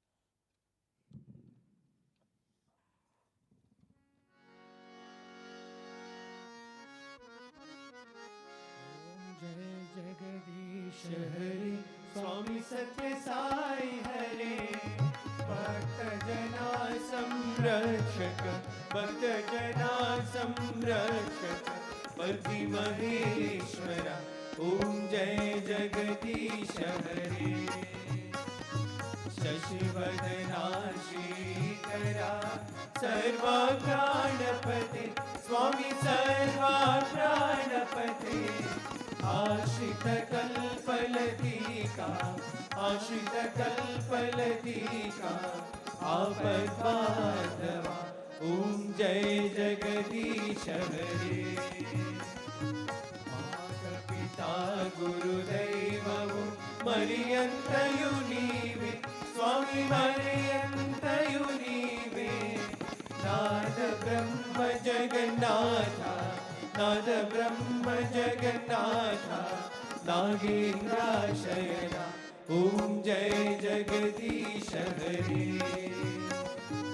ओंकार रूप ओजस्वी साई महादेवा सद्गुरु साई महादेवा मंगल हारति अंदुको मंगल हारति अंदुको मंदर गिरिधारी ओम जय जगदीश हरे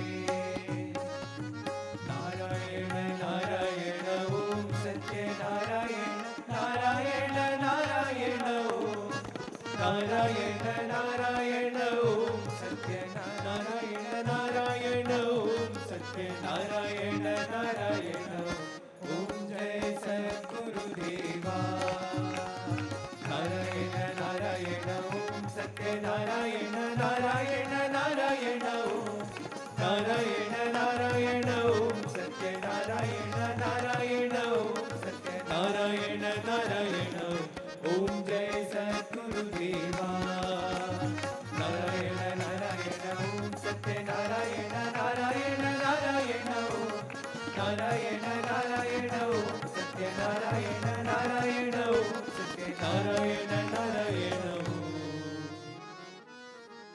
ओम जय सद्गुरुदेवा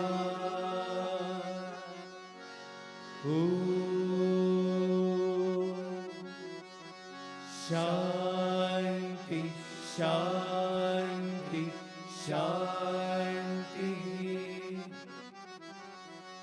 समस्त लोका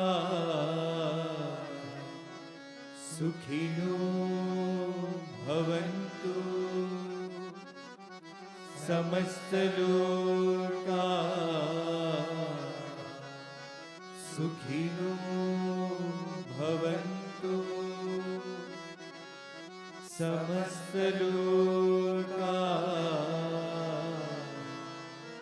सुखिनो भवन्तु